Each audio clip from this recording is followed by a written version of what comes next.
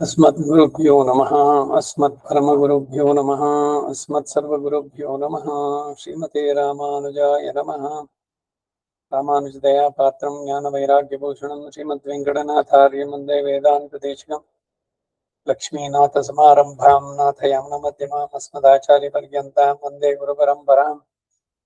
यो नित्यमच्युतपदाम्बुजयुग्मरुक्मं व्यामोहतस्तदितराणि तृणाय मेने अस्मद्गुरोर्भगवतोऽस्य दयैकसिन्धोः रामानुजस्य चरणौ शरणं प्रपद्ये। मातापिता युवतीस्तनया विभूतिः सर्वं यदेव नियमेन मदन्वयानाम् आद्यस्य न कुलपतेर्वकुलाभिरामं श्रीमत्तदङ्घ्रिगणं प्रणमामि मूर्धाभूतं सरश्च मदाह्वयभट्टनाथ श्रीभक्तिसारकुलशेखर योगिवाहान् भक्ताङ्घ्रिरेणुपरकाले यतीन्द्रमिश्रान् श्रीमत्पराङ्कुशमुनिं प्रणतोऽस्मि नित्यम्। श्रीमान् वेङ्कटनाथार्यः कवितार्किककेसरी वेदान्ताचार्यवर्यो मे सन्निधत्तां सदा हृदि। गुरुभ्यः तत्गुरुभ्यश्च नमो भागमधीमहे वृणीमहे च तत्प्राज्ञो दम्पती जगदाम्पति स्वशेषभूतेन मया स्वीयैः सर्वपरिच्छदैः विधातुं प्रीतमात्मानं श्रीमान् प्रकृते स्वयं शुक्लाम्बरधरं विष्णुं शशिवर्णं चतुर्भुजं प्रसन्नवदनं ध्यायेत् सर्वविघ्नोपशान्तये। यस्य द्विरदभक्त्राद्याः पारिषद्याः परशतं विघ्नं निघ्नन्ति सततं विश्वक्सेनं तमाश्रये। दिव्याकारं सरोजाक्षं शङ्खचक्रगदाधरं मुकुन्दद्वारनिलयं विश्वक्सेनमुपास्महे। ज्ञानानन्दमयं देवं निर्मलं स्फटिकाकृतिम् आधारं सर्वविद्यानां हयग्रीवमुपास्महे। व्यासं वसिष्ठनप्तारं शक्तयः पौत्रमकल्मषं पराशरात्मजं वन्दे सुखदातं तपोनिधिम्। व्यासाय विष्णुरूपाय व्यासरूपाय विष्णवे नमो वै ब्रह्मनिधये वासिष्ठाय नमो नमः। जयति पराशरसूनुः सत्यवती हृदयनन्दनो व्यासः यस्यास्य कमलगलिनं वाङ्मयम् अमृतं जगत्पिबति। नारायणं नमस्कृत्य नरं चैव नरोत्तमं देवीं सरस्वतीं व्यासं ततो जयमुदीरयेत्। कृष्णं कमलपत्राक्षं पुण्यश्रवणकीर्तनं वासुदेवं जगद्योनिं नौमि नारायणं हरिं। कृष्णाय यादवेन्द्राय ज्ञानमुद्राय योगिने नाथाय रुक्मिणीशाय नमो वेदान्तयोगिने नमोऽस्तुते व्यासविशालबुद्धे पुल्लारविन्दाय तपत्नेत्रायेन त्वया भारततैलपूर्णः प्रज्वालितो ज्ञानमयप्रदीपः। युधिष्ठिरो धर्ममयो महद्रमः स्कन्दोऽर्जुनो भीमसेनोऽस्य शाकः माद्रीसुतो पुष्पवलय समृद्धे मूलं कृष्णं ब्रह्म च ब्राह्मणाश्च भीष्मद्रोणदटा जयद्रथ जला गान्धार नीलोत्पला शल्यग्राहपति कृपेण वहिनी कर्णेन वेलाकुला अश्वत्थाम विकर्ण घोरमकरादुर्योधनामर्तिनी सोत्तीर्णः खलु पाण्डवैरणनदी कैवर्तके केशरी।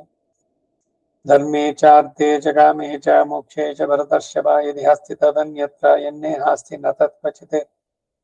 महत्त्वे च गुरुत्वे च ध्रियमाणं यतोऽधिकं महत्त्वात् भारवत्वाच्च महाभारतमुच्यते। अष्टमहिषी समेत श्रीकृष्णाय परब्रह्मणे नमः। अतः श्रीमन्महाभारते शान्तिपर्वे राजधर्मपर्वः।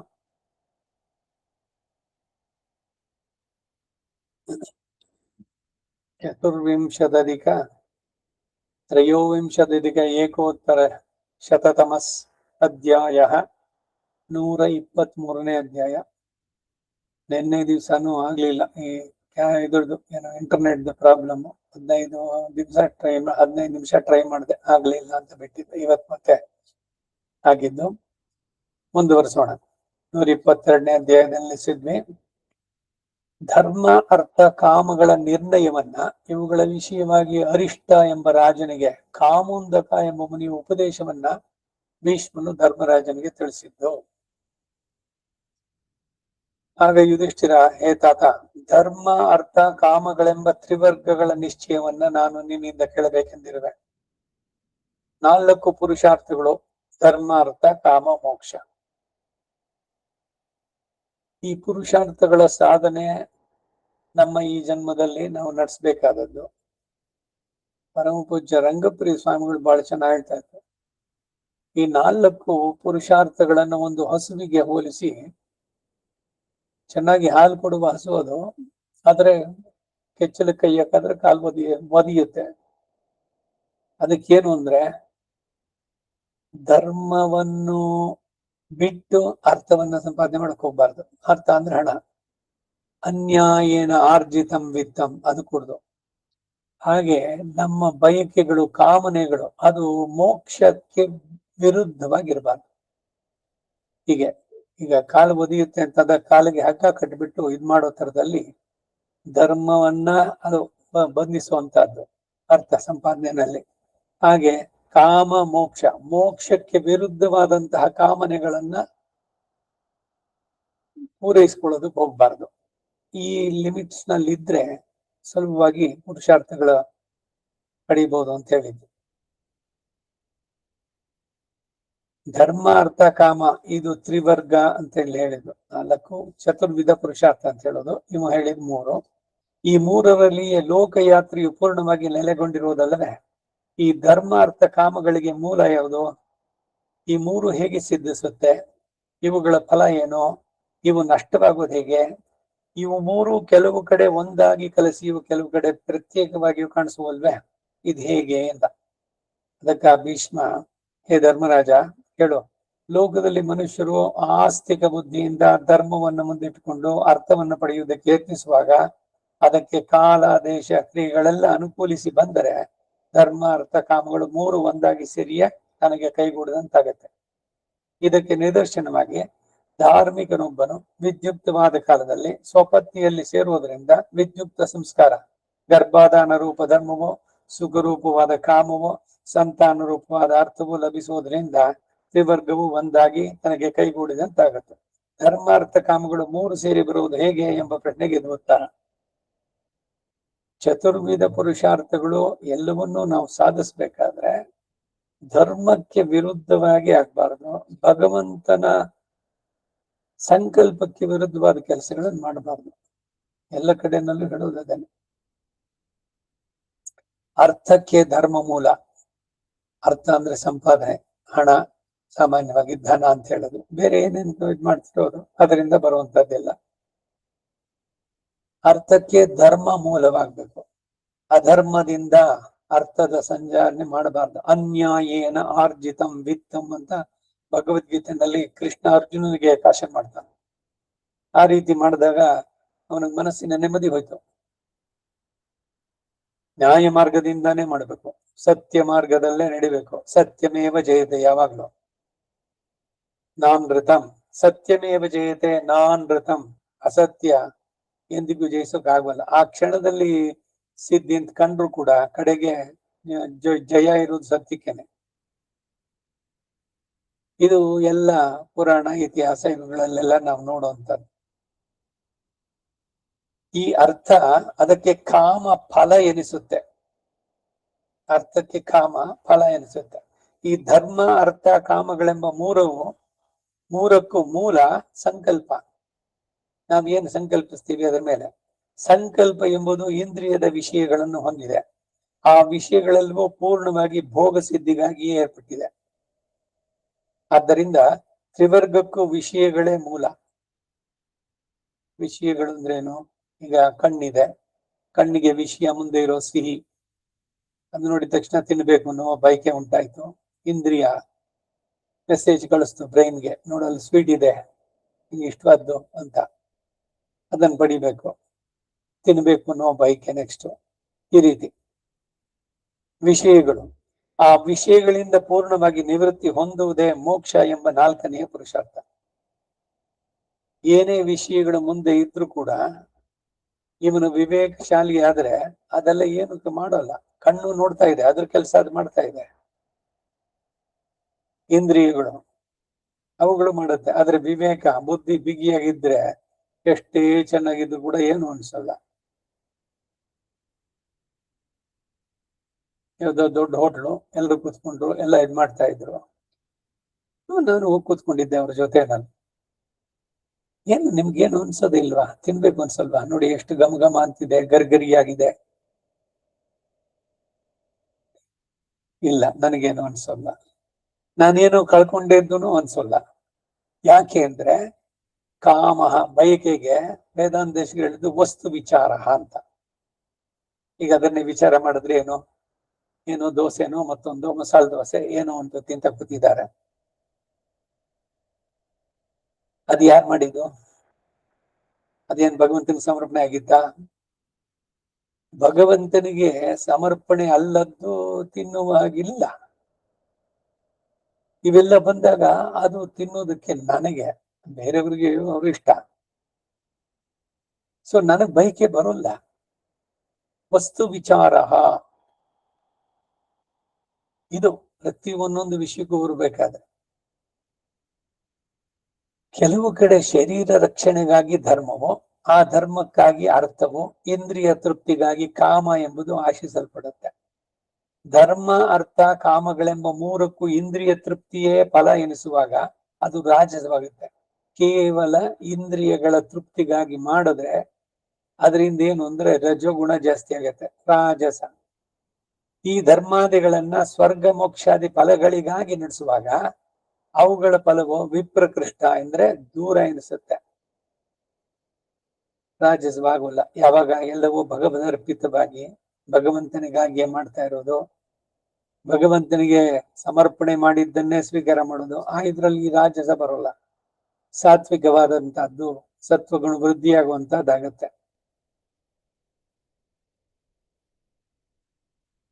ಆ ಸಮೀಪ ಫಲವನ್ನು ಉದ್ದೇಶಿಸಿ ಅವುಗಳನ್ನೆಲ್ಲ ಸಾಧಿಸಬೇಕು. ಯಾವುದು? ಸನ್ನಿಕೃಷ್ಟ ಅಂದ್ರೆ ಸಮೀಪ ಫಲ ಅಂದ್ರು. ಅಲ್ಟಿಮೇಟ್ ಏನು? ಮೋಕ್ಷ. ಏನೇ ಮಾಡಿದ್ರು ಕೂಡ ಅದಕ್ಕೆ ಮೊದಲು ಹೇಳಿದ್ನಲ್ಲ, ಅವರು ರಂಗಪ್ರಿಯ ಸ್ವಾಮಿಗಳು ಹೇಳಿದಂತೆ, ಧರ್ಮವನ್ನ ಬಿಟ್ಟು ಆರ್ಜನೆ ಸಂಪಾದನೆ ಮಾಡೋದಕ್ಕೆ ಹೋಗ್ಬಾರದು. ಹಾಗೆ ಮೋಕ್ಷದ ದೃಷ್ಟಿ ಬಿಟ್ಟು ಕಾಮ ಬಯಕೆಗಳನ್ನ ಪೂರೈಸ್ಕೊಳ್ಳೋಕೆ ಹೋಗ್ಬಾರದು. ಒಂದೊಂದಕ್ಕೆ ಒಂದೊಂದು ಕಟ್ಟು ಚೆಕ್ಕಿಟ್ಟಿರುವಂತದ್ದು.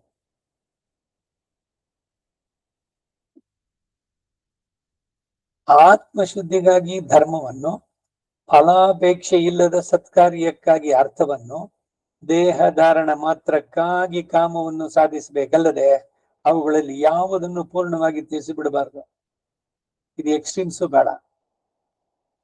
ಎಲ್ಲವನ್ನು ಬಿಟ್ಬಿಡ್ತೀನಿ ಅಂತ ಇಲ್ಲ, ಶರೀರ ಇರೋ ತನಕ ಎಲ್ಲ ಇರುವಂತದ್ದೇನೆ.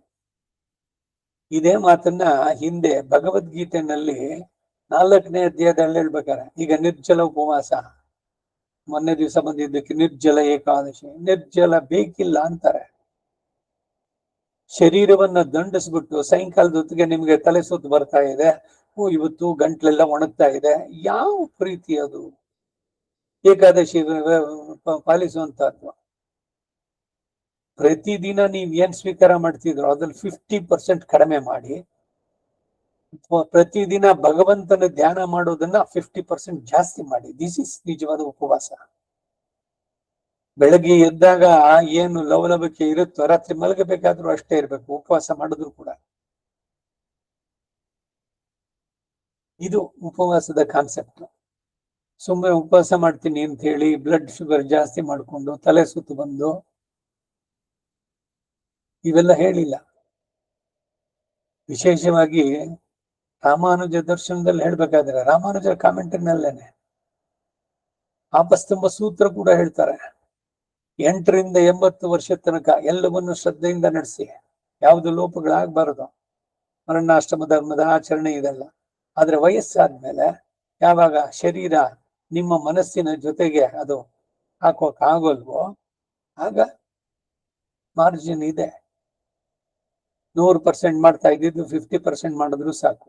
ಈಗ ಹಾಗೆ ಇದು ಮನೆ ಬಿಟ್ಟು ಹೊರಗಡೆ ಹೋಗಿದ್ದೀರಿ, ಯಾರ್ದು ಮನೇನೋ ಇಲ್ಲ ಏನೋ ಪ್ರಯಾಣವೋ ಮತ್ತೊಂದು, ಮನೆಯಲ್ಲಿ ನೀವು ಏನು ಅನುಷ್ಠಾನ ಮಾಡ್ತಾ ಇದ್ರು ಅದು 50% ಮಾಡಿದ್ರು ಕೂಡ it will be equal to 100%. ಒಂದು ಆಪದ್ ಧರ್ಮ, ಇನ್ನೊಂದು ಸಾಮಾನ್ಯ ಧರ್ಮ. ಈ ವಿವೇಕ ನಮ್ಗಿರ್ಬೇಕಷ್ಟೇ. ಎಲ್ಲವನ್ನೂ ಸಾಮಾನ್ಯ ಧರ್ಮ ಆಪದ್ ಧರ್ಮ ಮಾಡಕ್ ಹೋಗ್ಬಾರ್ದು. ಉಚ್ಚಿಷ್ಟ ಚಾಕ್ರಾಯಣಿ ಕತೆ ಹೇಳದ್ನಲ್ಲ ಹಾಗೆ, ಪ್ರಾಣ ಹೋಗೋ ಸಮಯದಲ್ಲಿ ಅವನು ಮಾವುತನ ಬಾಯಿಂದ ಬಿದ್ದಿದ್ದನ್ನೇ ತಿಂದ, ದೋಷವಾಗಲ್ಲ ಅವಾಗ. ಆದ್ರೆ ಅದನ್ನ ತಿಂದ ಮೇಲೆ ನೀರ್ ಕುಡಿಬೇಕಾದ್ರೆ ಅದ್ ಎಂಜಲು ಒಂದ ಬೇಡ ಅಂದ. ಹಾಗೆ ವಿವೇಕ ಇರಬೇಕು. ಎಲ್ಲಿ ಸಂದರ್ಭ ಪರಿಸರ ಇದುಗಳನ್ನ ನೋಡಿ ವಿಚಾರ ಮಾಡಿ, ಅದಕ್ಕೆ ಸಾರದಡುಗೆಯ ವಿಚಾರದೊಲೆಯಲ್ಲಿ ಮಾಡು. ಆಚರಣೆಗಳಲ್ಲಿ ಬರಬೇಕಾದ್ರೆ ಇದು ಧರ್ಮದ ಆಚರಣೆನೂ ಅಷ್ಟೆ. ಸಾಮಾನ್ಯ ಧರ್ಮ ಹೌದು, ಎಲ್ರು ಫಾಲೋ ಮಾಡುವಂಥದ್ದು. ವಿಶೇಷ ಧರ್ಮಗಳೇನು ಅಂದ್ರೆ ಆ ಪರ್ಟಿಕ್ಯುಲರ್ ಸಂದರ್ಭ ಇದು ನೋಡಿ, ಹಾಗಂತ ಎಲ್ಲದನ್ನು ಕಾಂಪ್ರಮೈಸ್ ಮಾಡ್ಬೇಕು ಅಂತಿಲ್ಲ. ಇದುಗಳೇನೆ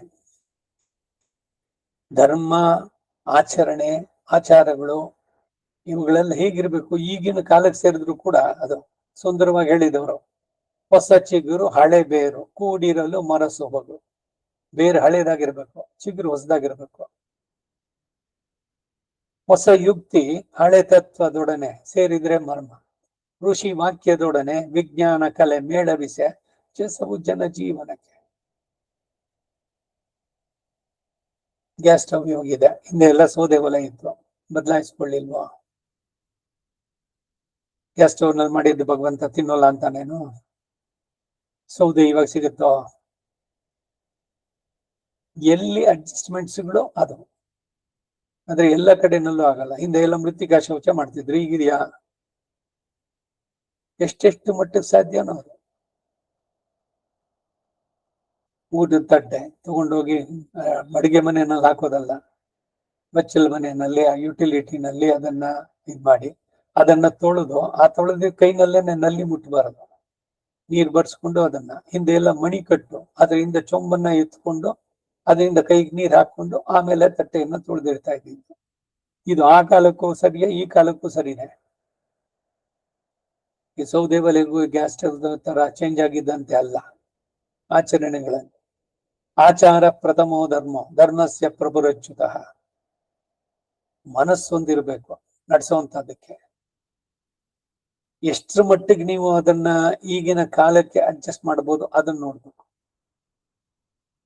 ಆಯುಷ್ ಕರ್ಮ ಮಾಡಿಸ್ಕೊಂಡ್ಮೇಲೆ ಮನೆಯಲ್ಲಿ ಯಾರು ಇರ್ತಾರೆ, ಪತ್ನಿನೋ ಅಥವಾ ಮಕ್ಕಳು, ಅವ್ರ ಹತ್ರ ತಲೆಗೆ ನೀರು ಹಾಕಿಸ್ಕೊಳ್ಬೇಕು. ಡೈರೆಕ್ಟ್ ಆಗಿ ಹೋಗಿ ಮುಟ್ಟಬಾರ್ದು ಅದನ್ನ. ಹೇರ್ ಕಟ್ ಹೋಗಿದ್ ಇದರಲ್ಲಿ ವಸ್ತ್ರಗಳನ್ನ ಇದನ್ನು ಎಲ್ಲ ನೆನೆಸಿ ಶುದ್ಧಿ ಬೇಕು. ಏನು ತಲೆ ಕೂದಲು ಕಟ್ ಮಾಡಿದ್ರೆ ಏನು? ತಲೆ ಕೂದಲು ಕಟ್ ಮಾಡಿದ್ರೆ ಮೈಲಿಗೆ ಅದು. ಉಗುರು ಕತ್ತರಿಸೋದು ಅಷ್ಟೇ, ಸ್ನಾನಕ್ಕೆ ಮೊದಲು. ಮಧ್ಯಾಹ್ನದ ಮೇಲೆ ಎಲ್ಲ ಕೂತ್ಕೊಂಡು ಶೇವಿಗೆ ಮಾಡೋದಲ್ಲ. ಇವೆಲ್ಲ ಇಟ್ಕೊಂಡ್ರೆ ಮನಸ್ಸಿಗೆ ಆ ಸಾತ್ವಿಕತೆ ಇದು ಉಂಟಾಗೋಕ್ ಸಾಧ್ಯವಾಗುತ್ತೆ. ನಮ್ಮ ಆಚಾರ ವಿಚಾರಗಳು ಇವುಗಳನ್ನ ಏನು ಕಾನ್ಸೆಪ್ಟ್ ಏನಿದೆ ಅದ್ರದ್ದು ಸರಿಯಾಗಿ ಅರ್ಥ ಮಾಡ್ಕೊಂಡು ಆಚರಿಸಿದ್ರೆ ಖಂಡಿತ ಫಲ ಇದೆ. ಎಲ್ಲ ಹಳೇದು ಅಂತ ಎಲ್ಲದನ್ನು ಬಿಸಕ್ಕಾಗಲ್ಲ. ಇಲ್ಲ ಎಲ್ಲ ಓಲ್ಡು ಅದನ್ನೇ ಮಾಡ್ತೀನಿ ಅಂತಾನೂ ಆಗಲ್ಲ. ಯಾವುದು ಯಾವ ಸಂದರ್ಭಕ್ಕೆ ಏನು ಇವುಗಳ ಮೇಲೆ.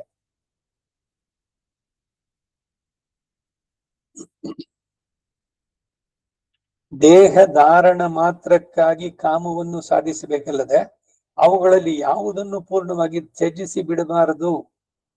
ತಪಸ್ಸಿನಿಂದ ಮನಃ ಪರಿಪಾಕ. ತಪಸ್ಸು ಅಂದ್ರೇನು? ಮನಸ್ಸಿನ ಪರಿಪಾಕ ವಿಮುಕ್ತಿ ಹೊಂದಿದ ಮೇಲೆ ಈ ಧರ್ಮ ಅರ್ಥ ಕಾಮಗಳನ್ನು ತ್ಯಜಿಸಬಹುದು. ಮೋಕ್ಷವೇ ಅತಿವರ್ಗಗಳ ಉದ್ದೇಶ. ಆದ್ದರಿಂದ ಮನುಷ್ಯನು ಅವುಗಳನ್ನು ಸಾಧಿಸ್ಬೇಕು. ಇದನ್ನು ಸರಿಯಾಗಿ ತಿಳಿದೆ ಈಗಿನ್ನೂ ನಾವು ಪಂಚಸೂಕ್ತಗಳು ಕಲಿತಾ ಇದ್ದೇವೆ. ಉಪನಿಷತ್ತಿನ ಕಾಲಕ್ಷೇಪ ಮಾಡದ್ಮೇಲೆ ಇವೆಲ್ಲ ಬೇಕೇನು? ಈಗ BA MSc MA ME ಏನೋ ಅಂದಿದ್ರು, ಮಾಸ್ಟರ್ಸ್ ಡಿಗ್ರಿ ಹೋಗ್ತಾ ಇದ್ದವನು. ಆ ಮಾಸ್ಟರ್ಸ್ ಡಿಗ್ರಿ ಹೋದ್ಮೇಲೆ ಅವ್ನು ಕೂತ್ಕೊಂಡು ಟ್ವಿಂಕಲ್ ಟ್ವಿಂಕಲ್ ಲಿಟ್ಲ್ ಸ್ಟಾರ್ ಅಂತ ರೈಮ್ ನ ಅಭ್ಯಾಸ ಮಾಡ್ಬೇಕಾ, ಗಟ್ ಮಾಡ್ಬೇಕಾ? ಹಾಗೆ ಅಲ್ಲಿ ಸರಿ, ಯಾವುದು ಎಜುಕೇಶನ್ ನಲ್ಲಿ ಈಸ್ ಇನ್ ಮಾಸ್ಟರ್ಸ್ ಇದರಲ್ಲಿ ವಿಷಯ ಯಾವ ತಗೊಂಡಿದ್ದಾನೋ ಅದರಲ್ಲಿ ವಿಶೇಷವಾದಂತಹ ಇದನ್ನ ವಿದ್ಯೆ ಅದನ್ನ ಕಲಿಯೋದಕ್ಕೆ ಹೋಗ್ತಾ ಇದ್ದಾನೆ. ಅದಕ್ಕಾಗಿ ಅವನಿಗೆ ಟ್ವಿಂಕಲ್ ಟ್ವಿಂಕಲ್ ಲಿಟ್ಲ್ ಸ್ಟಾರ್ ಬೇಕಿಲ್ಲ. ಆದ್ರೆ ಅದನ್ನು ಇಲ್ಲಿ ಅನ್ವಯ ಮಾಡ್ಬಿಟ್ಟು ನಾವು ಉಪನಿಷತ್ ಕಾಲಕ್ಷೇಪ ಕೇಳ್ತಾ ಇದ್ದೀವಿ, ಸಂಧ್ಯಾವನ್ನೇ ಹಾಕ್ಬೇಕು. ಸಂಧ್ಯಾವನ್ನೇ ಇಸ್ ವೆರಿ ಪ್ರಿಮಿಟಿವ್ ಅಂತ ಇವರಿಗೆ, ಅದು ರೈಮ್ಸ್ ಇದ್ದಂಗೆ. ಸಂಧ್ಯಾವನ್ನೇ ಬಿಟ್ರೆ ಭ್ರಷ್ಟನಾಗ್ತಾನೆ. ಸ್ಮೃತಿಗಳಲ್ಲಿ ಇದ್ರಲ್ಲಿ ಆಧಾರ ಇದೆ. ಎಷ್ಟೇ ಮಾಡಿ ದೇವ್ರನ್ ಕಂಡ್ರು ಕೂಡ ಶರೀರ ಇರೋ ತನಕ ನಡೆಸಲೇಬೇಕಾದದ್ದು ಧರ್ಮ. ಲೋಕ ಸಂಗ್ರಹಕ್ಕಾಗಿ ನಡೆಸಲೇಬೇಕು ಅಂತ ಭಗವಂತನ ನೋಡಿದವರು ಕೂಡ ಸೇಮ್ ಮತ್ತೆ ರಂಗಪ್ರಿಯರ ಉದಾಹರಣೆನೇನೆ ಅವರಲ್ಲಿ ಇದ್ ಮಾಡಿದ್ದು. ಭಗವಂತನ ಕಂಡವರು ಅಂತ ಅವರ ಭಕ್ತರು ಇವರುಗಳೆಲ್ಲ ಅವರ ಅನುಭವದಲ್ಲಿ. ಮತ್ತೆ ಅವ್ರು ಯಾಕೆ ಸಂಧ್ಯಾವನೆ ಮಾಡ್ಬೇಕು ಅಂದ್ರೆ ಲೋಕ ಸಂಗ್ರಹಕ್ಕಾಗಿ. ಸನ್ಯಾಸ ಧರ್ಮ ಏನಿದೋ ಅದನ್ನ ಆಚರಿಸ್ಬೇಕು. ಕರ್ಮದ ಶರೀರ ಇದೆಯೋ ಅಲ್ವಾ ಎಲ್ರಿಗೂ, ಪ್ರತಿಯೊಬ್ಬರಿಗೂ ಅದು ವರ್ಣಾಶ್ರಮದ ಧರ್ಮದ ಆಚರಣೆ. ಅವ್ರಿಗೇನು ಆತ್ಮ ಸಾಕ್ಷಾತ್ಕಾರ ಆಗಿದೆಯೋ ರಿಯಲೈಸೇಷನ್ ಅದೆಲ್ಲ ಸೆಕೆಂಡರಿ. ಏನಿದ್ರು ಕೂಡ ಇದನ್ನು ಬಿಡೋ ಹಾಗಿಲ್ಲ.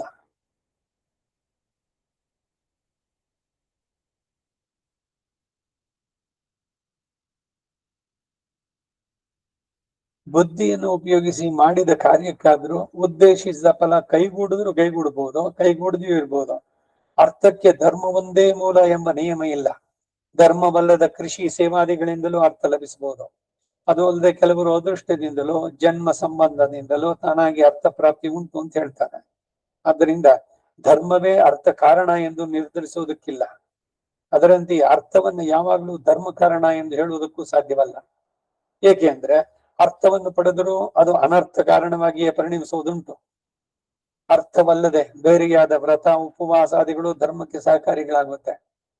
ಅಲ್ಪ ಬುದ್ಧಿಯುಳ್ಳವನು ತನ್ನ ಅಜ್ಞತೆಯಿಂದ ಆ ಧರ್ಮಾರ್ಥಗಳಿಗೆ ನಿಜವಾದ ಫಲ ಮೋಕ್ಷವನ್ನು ಪಡೆಯಲಾರ. ಯಾಕೆಂದ್ರೆ ಧರ್ಮಕ್ಕೆ ಫಲೋದ್ದೇಶವೇ ಮೂಲ, ಅರ್ಥಕ್ಕೆ ಬಚ್ಚಿಡುವುದೇ ಮೂಲ, ಕಾಮಕ್ಕೆ ಅತಿಯಾಗಿ ಇಂದ್ರಿಯ ತೃಪ್ತಿಯೇ ಮೂಲ. ಇಂತಹ ಮಲ ದೋಷಗಳಿಗೆ ಅವಕಾಶ ಕೊಡದೆ ಸದ್ಗುಣಗಳಿಂದ ವರ್ತಿಸಿದ್ರೆ ಧರ್ಮ ಅರ್ಥ ಕಾಮಗಳೆಂಬುವು ಮೂರು ಚಿತ್ತಶುದ್ಧಿಯನ್ನು ಉಂಟು ಮಾಡಿ ಮೋಕ್ಷ ಎಂಬ ಮಹಾಫಲಕ್ಕೆ ಸಾಧಕವಾಗುತ್ತೆ. ಈಗ ಈ ಮೂರು ಪುರುಷಾರ್ಥಗಳು ಇವೆಲ್ಲ ಅದರ ಉದ್ದೇಶ ಏನು? ಚಿತ್ತಶುದ್ಧಿ. ಅದನ್ನೇ ಯೋಗ ಅಂತ ಹೇಳಿದ್ರು. ಯೋಗ ಚಿತ್ತ ವೃತ್ತಿ ನಿರೋಧ. ಈ ನಿಯಮಗಳು ಆಹಾರ ಸ್ವೀಕಾರ ಮಾಡೋದ್ರಲ್ಲಿ ಇದರಲ್ಲಿ ಯಾವುದೋ ಚಾಟು ಮತ್ತೊಂದು ಅದು ಇದು ತಿಂದ್ಬಿಟ್ಟು ಬಂದ್ಮೇಲೆ ನಿಮ್ಮ ಮನಸ್ಸಿನ ಸ್ಥಿತಿ ಹೆಂಗಿದೆ ನೋಡಿ. ಎಲ್ಲ ಪ್ರಾಕ್ಟಿಕಲ್ ಯು ಕ್ಯಾನ್ ಸಿ ನಿಮ್ಮ ಇದ್ರಲ್ಲೇನೆ. ತುಂಬಾ ಖಾರ, ತುಂಬಾ ಇದು ಈ ತರದನ್ನ ತಿಂದು ಬಂದ ಮೇಲೆ ದೈಹಿಕವಾಗಿಯೂ ಕೂಡ ನೀವು ಅಯ್ಯೋ ಏನೋ ಸಿಕ್ಕಾಪಟ್ಟೆ ತಿಂದ್ಬಿಟ್ಟೆ, ಹೊಟ್ಟೆನೇ ಸರಿ ಇಲ್ಲ, ಏನೋ ಇರಿಟೇಷನ್, ನೀರ್ ಕುಡಿದ್ರು ಅದ್ ಮಾಡಿದ್ರು ಇದ್ ಮಾಡಿದ್ರು ಆಗ್ತಾ ಇಲ್ಲ. ತಿನ್ನೋ ಬೈಕ್ ಯಾಕೆ, ಆಮೇಲೆ ಯಾಕೆ ಇದ್ ಒದ್ದಾಡೋದು? ಮಿಡಿ ಚೇಪೆ ಕಾಯಿಗಳ ತಡಬಡನೆ ನುಂಗುವುದು, ಮರಳಿ ಹೊಟ್ಟೆ ನೋವು ಅಂದಾಗ ಹರಳೆಣ್ಣೆ ಕುಡಿಯೋದು. ಇದೇನಿದು ಒಣ ರಗಳೆ ಮಂಕುತಿಮ್ಮ ಅಂದ್ರಲ್ಲಿ. ಯಾವ್ದೋ ಚೆನ್ನಾಗಿದೆ ಸಿಕ್ಕಾಪಟ್ಟೆ ತಿಂದ್ಬಿಡೋದು, ಚೆನ್ನಾಗಿದೆ ಅಂತ ಸಿಕ್ಕಾಪಟ್ಟೆ ತಿಂದ್ಬಿಡೋದ? ಲಿಮಿಟ್ ಬೇಡವಾ ಅಲ್ಲಿ? ಅದು ಎಷ್ಟೇ ಚೆನ್ನಾಗಿದ್ರು ಕೂಡ ಸಕ್ಕರೆ ಪೊಂಗಲ್ಲು ಮತ್ತೊಂದು ಬಹಳ ಭಗವತ್ ಪ್ರಸಾದವೇನೆ, ಆದ್ರೆ there should be some limit ತಗೊಳ್ಳೋದ್ರಲ್ಲಿ. ಸುಮ್ಮನೆ ಸಕ್ಕರೆ ಪೊಂಗಲ್ ಚೆನ್ನಾಗಿದೆ ಅಂತ ಅದನ್ನೇ ಸಿಕ್ಕಾಪಟ್ಟೆ ತಿಂದ್ರೆ ವಿಷವಾಗತ್ತೆ ಕಡೆಗೆ ಶರೀರಕ್ಕೆ. ಅತ್ಯಾಶನಾದತಿ ಪಾನಾದ್ಯಚ್ಚ ಉಗ್ರ ಪ್ರತಿಗ್ರಹ ಆತ್. ಅಗಮರ್ಷಣ ಸೂಕ್ತದಲ್ಲಿ ಹೇಳುತ್ತಿದ್ದು ಅತಿಯಾಗಿ ಏನನ್ನಾದ್ರೂ ತಿಂದಿದ್ದೆ, ಅತಿಯಾಗಿ ಏನನ್ನಾದ್ರೂ ಕುಡಿದ್ರೆ, ಯಾವ್ದೋ ಪಾಯಸವೋ ಇಲ್ಲ ಜ್ಯೂಸೋ ಮತ್ತೊಂದು, ಸಿಕ್ಕಾಪಟ್ಟೆ ಅದನ್ನೇ ಕುಡಿದು ಬಿಡೋದು. ನೇರತೆ ಇರ್ಬೇಕು. ಆಹಾರ ಶುದ್ಧವು ಸತ್ವ ಶುದ್ಧಿ, ಎಲ್ಲದರಲ್ಲೂ ಲಿಮಿಟ್ಸ್ ಮೀರಬಾರ್ದು.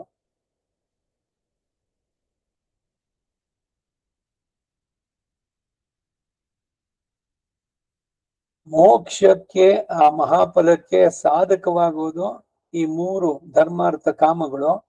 ಅದರಿಂದ ಏನು ಅಂದ್ರೆ ಚಿತ್ತಶುದ್ಧಿ, ಅದರಿಂದ ಭಗವಂತನಲ್ಲಿ ನಮ್ಮನ್ನ ನಾವು ಸಮರ್ಪಿಸಿಕೊಳ್ಳೋದು. ಅದರಿಂದ ಇದೇ ವಿಷಯದಲ್ಲಿ ಅರಿಷ್ಟ ಎಂಬ ರಾಜನಿಗೂ ಕಾಮಂದಕ ಎಂಬ ಮುನಿಗೂ ನಡೆದ ಸಂವಾದ ರೂಪವಾದ ಒಂದು ಇತಿಹಾಸ ಉಂಟು. ಭೀಷ್ಮನನ್ನ ಮಹಾಪ್ರಾಜ್ಞ ಅಂತ ಹೇಳಿದ್ ಯಾಕೆಂದ್ರೆ ಇದಕ್ಕೇನೆ ಭಗವಂತನ ಕೃಪೆ ಬೇರೆ ಉಂಟಾಗಿದೆ, ಅವನಿಗೆ ಅರಳು ಮರಳಿಲ್ಲ. ಯುದ್ಧದಲ್ಲಿ ಮೈಯೆಲ್ಲ ಜರ್ಜರಿತವಾಗಿದ್ದು ಅದು ಆ ನೋವುಗಳು ಯಾವುದು ಇಲ್ಲ. ಅವನ ಕೃಪೆಯಿಂದ ಎಲ್ಲ ಹೋಯ್ತು. Is very clear. ಅವನು ಮಾತಾಡೋದ್ರ ಬಗ್ಗೆ ಬಹಳ ಸ್ಪಷ್ಟತೆ ಇದೆ. ಏನೋ ಅರಳು ಮರಳು ಏನೋ ಹೇಳ್ತಾ ಇದ್ದಾನೆ, ಶರಶೈಯಲ್ಲಿ ಮಲ್ಕೊಂಡು ಜ್ಞಾನವೂ ಇಲ್ಲದೆ ಅಜ್ಞಾನ ಆ ತರ ಎಲ್ಲಿ ಇಲ್ಲ. Is very clear. ಜೊತೆಗೆ ಭಗವಂತನ ಎದುರುಗಡೆ ಸಾಕ್ಷಿಯಾಗಿದ್ದಾನೆ. ಇವನ ಮಾತು ಇಟ್ ಈಸ್ ಅಥೆಂಟಿಕ್. ಭೀಷ್ಮ ಒಮ್ಮೆ ಅರಿಷ್ಟ ಎಂಬ ರಾಜ ಸುಖಾಸೀನನಾಗಿದ್ದ ಕಾಮಂದ ಮುನಿಯನ್ನು ಕಂಡು ನಮಸ್ಕರಿಸಿ, ಹೇ ಮುನೀಂದ್ರ, ರಾಜನಾದವನು ಕಾಮ ಮೋಹಗಳಿಗೆ ವಶನಾಗಿ ಒಂದು ಪಾಪ ಕಾರ್ಯವನ್ನ ಮಾಡಿ ಆಮೇಲೆ ಅದಕ್ಕಾಗಿ ಅನುತಾಪ ಪಡುವುದಾದರೆ ಅವನು ಎಂತಹ ಕರ್ಮಗಳಿಂದ ಆ ಪಾಪದಿಂದ ಬಿಡುಗಡೆ ಹೊಂತಾನೆ? ಮತ್ತು ಒಬ್ಬನು ಧರ್ಮ ಭ್ರಾಂತಿಯಿಂದ ಅಧರ್ಮವನ್ನು ನಡೆಸಿದ್ರೆ ಅದರಿಂದ ಲೋಕದಲ್ಲಿ ಪಾಪ ಭಾಗಿಯಾಗದಂತೆ ಇರುವುದು ಹೇಗೆ ಎಂದ. ಅದಕ್ಕ ಕಾಮಂದ ಮಹರ್ಷಿ, ಹೇ ರಾಜ, ಲೋಕದಲ್ಲಿ ಧರ್ಮ ಅರ್ಥಗಳನ್ನೇ ತ್ಯಜಿಸಿ ಕಾಮವನ್ನೇ ಅನುವರ್ತಿಸತಕ್ಕವನಿಗೆ ಅದರಿಂದ ಪ್ರಜ್ಞೆ ಕೆಡುತ್ತೆ.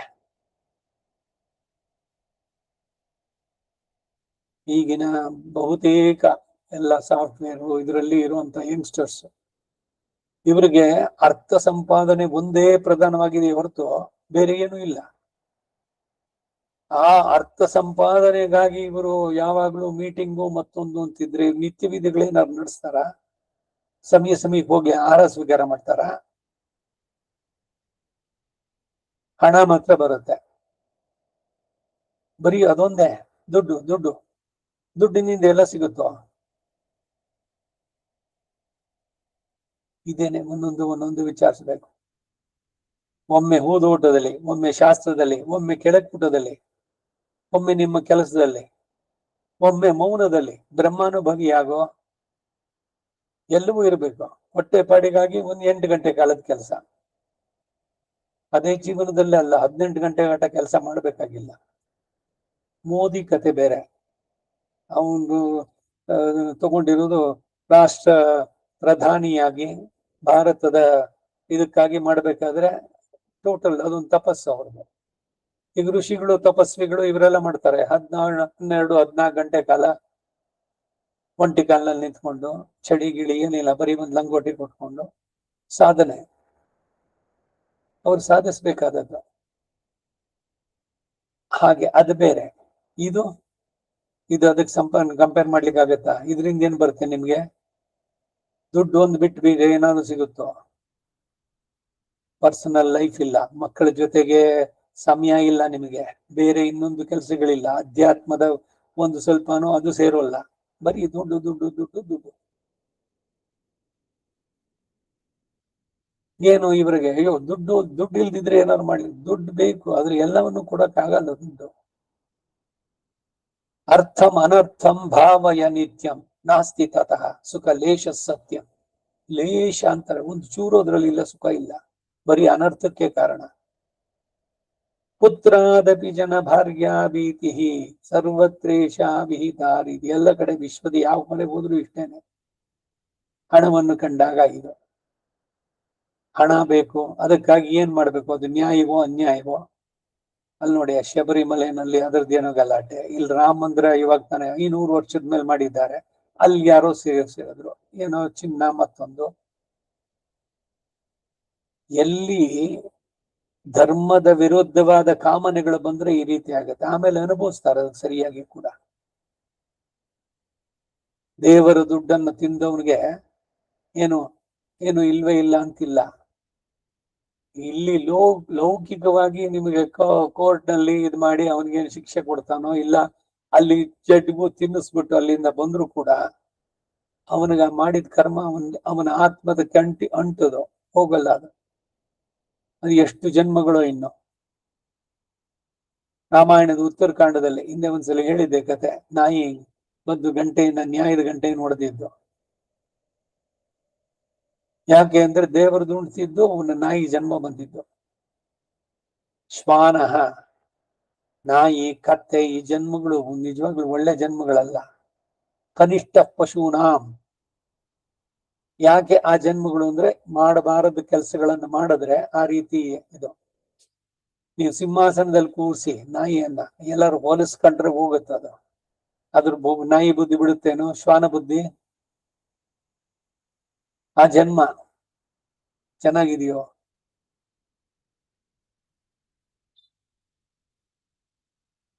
ಹೀಗೆ ಬರೀ ಹಣ ಒಂದೇ ಸಂಪಾದನೆ ಮಾಡೋದಲ್ಲ, ಎಲ್ಲದಕ್ಕೂ ಬೇಕು. ಧರ್ಮ ಭ್ರಾಂತಿಯಿಂದ ಅಧರ್ಮವನ್ನು ನಡೆಸಿದ್ರೆ ಅದರಲ್ಲಿ ಕಾಮಂದ ಮುಸಿ ಹೇಳ್ದ, ರಾಜ, ಲೋಕದಲ್ಲಿ ಧರ್ಮಾರ್ಥಗಳನ್ನೇ ತ್ಯಜಿಸಿ ಕಾಮವನ್ನೇ ಅನುಸರಿಸಿದವರಿಗೆ ಅದರಿಂದ ಪ್ರಜ್ಞೆ ಕೆಡುತ್ತೆ ಅಂತಾರೆ, ಬುದ್ಧಿ ಹೋಗುತ್ತೆ ಧರ್ಮದಲ್ಲಿ. ಈ ವಿಧವಾದ ಮೋಹ ಧರ್ಮ ಅರ್ಥಗಳನ್ನು ಕೆಡಿಸೋದ್ರೊಡನೆ ಅದರಿಂದ ಮನುಷ್ಯನಲ್ಲಿ ನಾಸ್ತಿಕತೆಯು ದುರಾಚಾರವು ಉಂಟಾಗುತ್ತೆ. ನಾಸ್ತಿಕತೆ ದುರಾಚಾರ. ಸ್ನಾನವೂ ಬೇಕಿಲ್ಲ, ಯಾವಾಗಲೂ ತಿನ್ನೋದು, ಏನೋ ಮೀಟಿಂಗು, ಎಷ್ಟೋ ಹೊತ್ತು, ದೈನಂದಿನ ರೀತಿ ನೀತಿಗಳು ಎಲ್ಲ ಹೋಯ್ತು, ಬರೀ ದುರಾಚಾರಗಳ ಕಡೆಗೆ. ಯಾವಾಗಲೂ ಸ್ನಾನ, ಯಾವಾಗಲೂ ತಿನ್ನೋದು, ಸಂಧ್ಯಾವನ್ನೇ ಹೋಯ್ತು ಎಲ್ಲ, ಇಟ್ ಇಸ್ ಗಾನ್.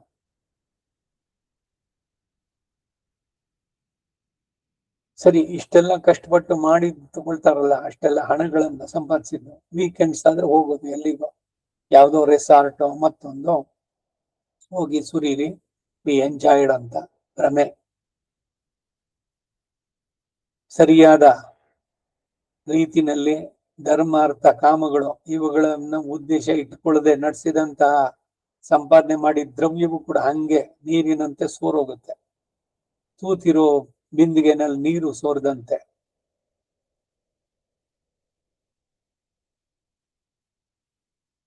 ಮನುಷ್ಯನಲ್ಲಿ ನಾಸ್ತಿಕತೆ ದುರಾಚಾರ ಉಂಟಾಗುತ್ತೆ. ರಾಜನು ಆ ದುರಾಚಾರಗಳನ್ನ ಬಿಡಲಾರದೆ ಯಾವಾಗ ದೋಷ ಭಾಗಿಯಾಗ್ತಾನೋ ಅಂತವನ ವಿಷಯದಲ್ಲಿ ಜನರು ಮನೆಯೊಳಗೆ ಸೇರಿದ ಹಾವಿಗೆ ಹೇಗೋ ಹಾಗೆ ಯಾವಾಗಲೂ ಭಯಪಟ್ಟು ನಡುತ್ತಾ ಇರ್ತಾರೆ. ರಾಜ ಕೆಟ್ರೆ ಪ್ರಜೆಗಳು ಹೋದ್ರು, ಯಥಾ ರಾಜ ತಥಾ ಪ್ರಜಾ ಅಂತ. ಅವನಲ್ಲಿ ಪ್ರಜೆಗಳಿಗಾಗಲಿ ಬ್ರಾಹ್ಮಣರಿಗಾಗಲಿ ಸಾಧುಗಳಿಗಾಗಲಿ ಅನುರಾಗ ಇರಲಾರದು. ಅದರ ಮೇಲೆ ರಾಜನು ಅತಿ ಕ್ಷೀಣ ದಶೆಗೆ ಬಂದು ಕೊನೆಗೆ ಜನಗಳ ಕೊಲೆಗೂ ಈಡಾಗ್ತಾನೆ. ವಿಶ್ವದಲ್ಲಿ ನೋಡಿ ಚರಿತ್ರೆಯನ್ನ, ಯಾರ್ಯಾರ್ದು ಏನೇನಾಯ್ತು ಅಂತ. ಕಡೆಗೆ ಏನಾಯ್ತು ಎಲ್ಲರದ್ದು ಎಂಡು.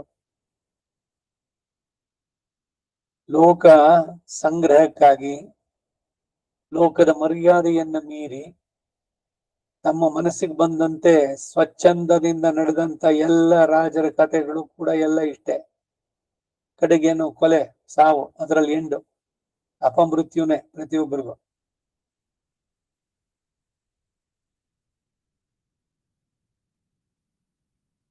ಅವನ ಮಹತ್ತಾದ ಕಷ್ಟಕ್ಕೂ ಅವಮಾನಕ್ಕೂ ಒಳಗಾಗಿ ಅತಿ ದುಃಖ ಜೀವನದಿಂದ ಬದುಕ್ತಾನೆ. ಅಂತಹ ಜೀವನ ಮರಣವೇ ಹೊರತು ಬೇರೆ ಅಲ್ಲ. ಅಂತವನ ವಿಷಯದಲ್ಲಿ ಆಚಾರ್ಯರು ಪಾಪ ನಿವೃತ್ತಿಗಾಗಿ ಕೆಲವು ಉಪಾಯಗಳನ್ನು ಉಪದೇಶಿಸಿದ್ದಾರೆ. ಅಂತ ಮನುಷ್ಯನು ವೇದ ವಿದ್ಯೆಗಳನ್ನು ಅಧ್ಯಯನ ಮಾಡಿ ಬ್ರಾಹ್ಮಣರನ್ನ ಪೂಜಿಸಬೇಕು, ಧರ್ಮದಲ್ಲಿ ಶ್ರದ್ಧೆ ಇಡಬೇಕು, ಉತ್ತಮ ಕುಲದಲ್ಲಿ ವಿವಾಹ ಸಂಬಂಧ ಮಾಡಬೇಕು, ತಾಳ್ಮೆಯು ಶುದ್ಧ ಮನಸ್ಸು ಉಳ್ಳ ಬ್ರಾಹ್ಮಣರನ್ನು ಉಪಾಸಿಸಬೇಕು, ವರ್ಣ ಸಂಕರಕ್ಕೆ ಅವಕಾಶಗಳನ್ನು ಕೊಡಬಾರದು. ಯಾವಾಗ ಧರ್ಮ ನಷ್ಟವಾಯಿತು, ವರ್ಣ ಸಂಕರ, ಇಂಟರ್ ಕ್ಯಾಸ್ಟ್ ಮ್ಯಾರೇಜಸ್, ಅದರಿಂದ ಏನಾಗುತ್ತೆ, ಸ್ತ್ರೀಯರು ಕೆಡ್ತಾರೆ. ಸ್ತ್ರೀಷು ದುಷ್ಟಾಸು ವಾರ್ಷ್ಣೇಯ ಜಾಯತೆ ವರ್ಣ ಸಂಕರ ಸಂಕರೋ ನರಗಾಯೈವ ಕುಲಘ್ನಾನಾಂ ಕುಲಸ್ಯ ಚ ಪತಂತಿ ಪಿತರೋ ಕೇಶಾಂ ಲುಪ್ತ ಪಿಂಡೋದಕ ಕ್ರಿಯಾ. ಯಾವಾಗ ಧರ್ಮ ಭ್ರಷ್ಟರಾಗ್ತಾರೋ ಒಂದೊಂದೇ ಆಗಿ ಪೂರ ನಾಶವಾಗುತ್ತೆ. ಧ್ಯಾನಾದಿಗಳನ್ನ ಮಾಡಿ ಪವಿತ್ರವಾದ ಮಂತ್ರಗಳನ್ನು ಜಪಿಸಬೇಕು. ಪ್ರಸನ್ನ ಮುಖನಾಗಿರ್ಬೇಕು, ನಾಸ್ತಿಕನಾಗಿರಬಾರ್ದು. ದುಷ್ಕರ್ಮಗಳನ್ನ ದೂರ ಮಾಡಿ ಧರ್ಮಾತ್ಮರನ್ನ ತನ್ನಲ್ಲಿ ಸೇರಿಸ್ಕೊಳ್ಬೇಕು. ಇಂಪಾದ ನಡೆ ನುಡಿಗಳಿಂದ ಸಾಧುಗಳನ್ನ ಪ್ರಸನ್ನರನ್ನಾಗಿ ಮಾಡಿಕೊಳ್ಬೇಕು. ಶತ್ರುವಾಗಿದ್ರು ಅವನಲ್ಲಿರುವ ಗುಣಗಳನ್ನೇ ಎತ್ತಿ ಹೇಳುತ್ತಾ ನಾನು ನಿನ್ನವನು ಎಂದು ಆಧರಿಸಬೇಕು. ಇಂತಹ ನಡತೆಗಳಿಂದ ಅವನು ಪಾಪ ವಿಮುಕ್ತನಾಗಿ ಶೀಘ್ರದಲ್ಲಿ ಗೌರವಾರ್ಹನಾಗ್ತಾನೆ. ಕಠಿಣ ಪಾಪಗಳನ್ನು ಇದರಿಂದ ನೆಗಿಸಬಹುದು, ಇದರಲ್ಲಿ ಸಂದೇಹ ಇಲ್ಲ. ರಾಜ, ಆಚಾರ್ಯರು ಯಾವುದನ್ನ ಪರಮಧರ್ಮ ಅಂತ ಹೇಳ್ತಾರೋ ಅದನ್ನ ಹಾಗೆಯೇ ನಡೆಸು. ಗುರುವಿನ ಅನುಗ್ರಹದಿಂದಲೇ ನೀನು ಉತ್ತಮ ಶ್ರೇಯಸ್ಸನ್ನು ಹೊಂದುತ್ತೀಯಾ ಎಂದ.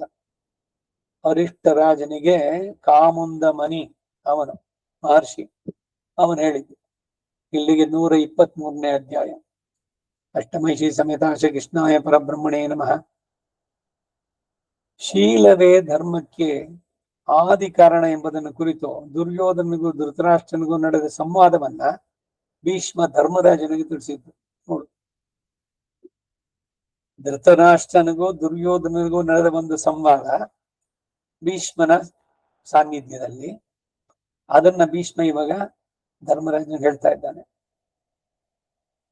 ಅಷ್ಟಮೈಷಿ ಸಮೇತ ಶ್ರೀಕೃಷ್ಣಾಯ ಪರಬ್ರಹ್ಮಣೇ ನಮಃ.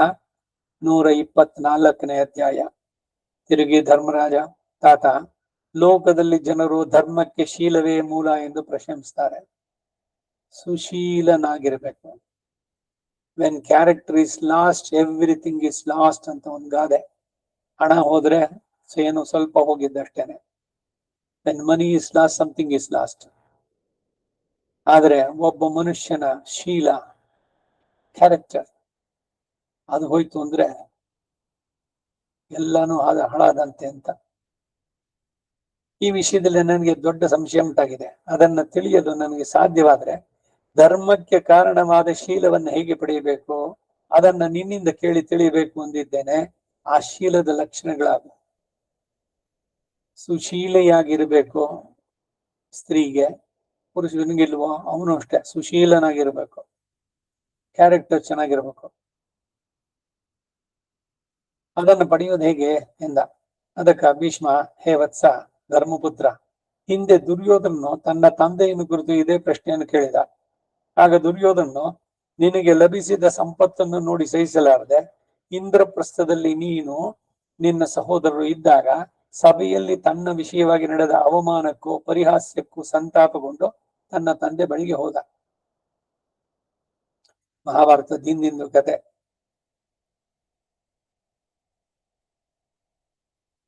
ಅಲ್ಲಿ ಅವನು ನಿನ್ನ ಮಹಾಸಭೆಯ ಮತ್ತು ನಿನ್ನ ಐಶ್ವರ್ಯ ವೈಭವವನ್ನು ಕುರಿತು ಮಹಾ ವ್ಯಸನದಿಂದ ತನ್ನ ತಂದೆಗೆ ಎಲ್ಲವನ್ನೂ ತಿಳಿಸಿದ.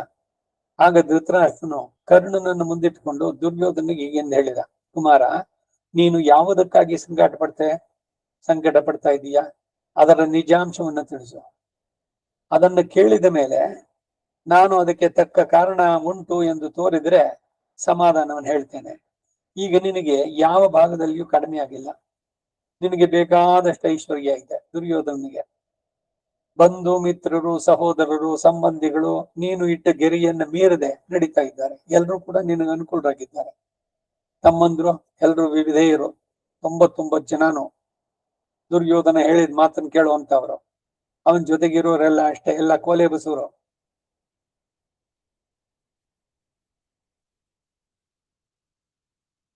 ನೀನು ಹೇಳಿದ ಕೆಲಸವನ್ನು ಎಲ್ಲರೂ ಮಾಡ್ತಾರೆ. ಮೇಲಾದ ವಸ್ತ್ರಗಳನ್ನ ನೀನು ಉಡ್ತಾ ಇದೀಯಾ, ಎಲ್ಲ ಉತ್ತಮವಾದದ್ದು. ಪ್ರತಿ ದಿನವೂ ಮಾಂಸ ವಿಶಿಷ್ಟವಾದ ಅನ್ನವನ್ನು ತಿಂತಾ ಇದೀಯ. ಉತ್ತಮ ಜಾತಿಯ ಕುದುರೆಗಳನ್ನ ಏರ್ತಾ ಇದೀಯ. ಹೀಗೆ ಸಮಸ್ತ ಸುಖಗಳು ನಿನಗಿರುವಾಗ ನೀನು ದುಃಖಿಸೋದಕ್ಕೆ ಕಾರಣ ಏನಿದೆ?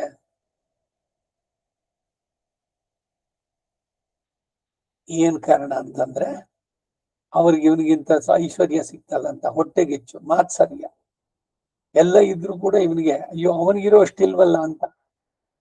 ಬರೀ ದುರ್ಯೋಧನ ಒಬ್ಬಂದೇ ಅಲ್ಲ, ಎಲ್ಲರ ಮೆಂಟಾಲಿಟಿನೂ ಇದ್ದಾನೆ.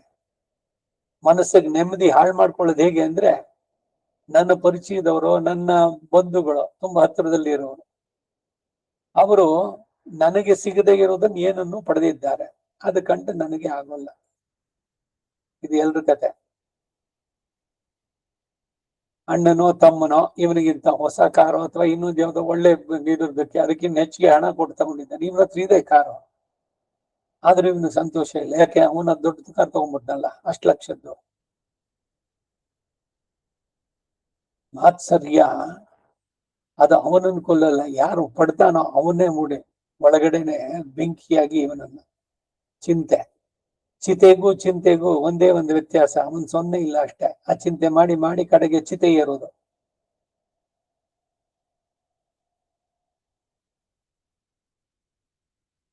ಸಮಸ್ತ ಸುಖಗಳು ನಿನ್ಗಿರುವಾಗ ನೀನು ದುಃಖಿಸುವ ಕಾರಣ ಏನು ಅಂತ ಧೃತರಾಷ್ಟ್ರ ಕೇಳದ. ಅದಕ್ಕೆ ದುರ್ಯೋಧನ ಹೇಳ್ದ, ಜನಕ, ಧರ್ಮರಾಜನ ಮನೆಯಲ್ಲಿ 10,000 ಮಂದಿ ಸ್ನಾತಕರು ಸುವರ್ಣ ಪಾತ್ರದಲ್ಲಿ ಭುಜಿಸ್ತಾ ಇದ್ದಾರೆ.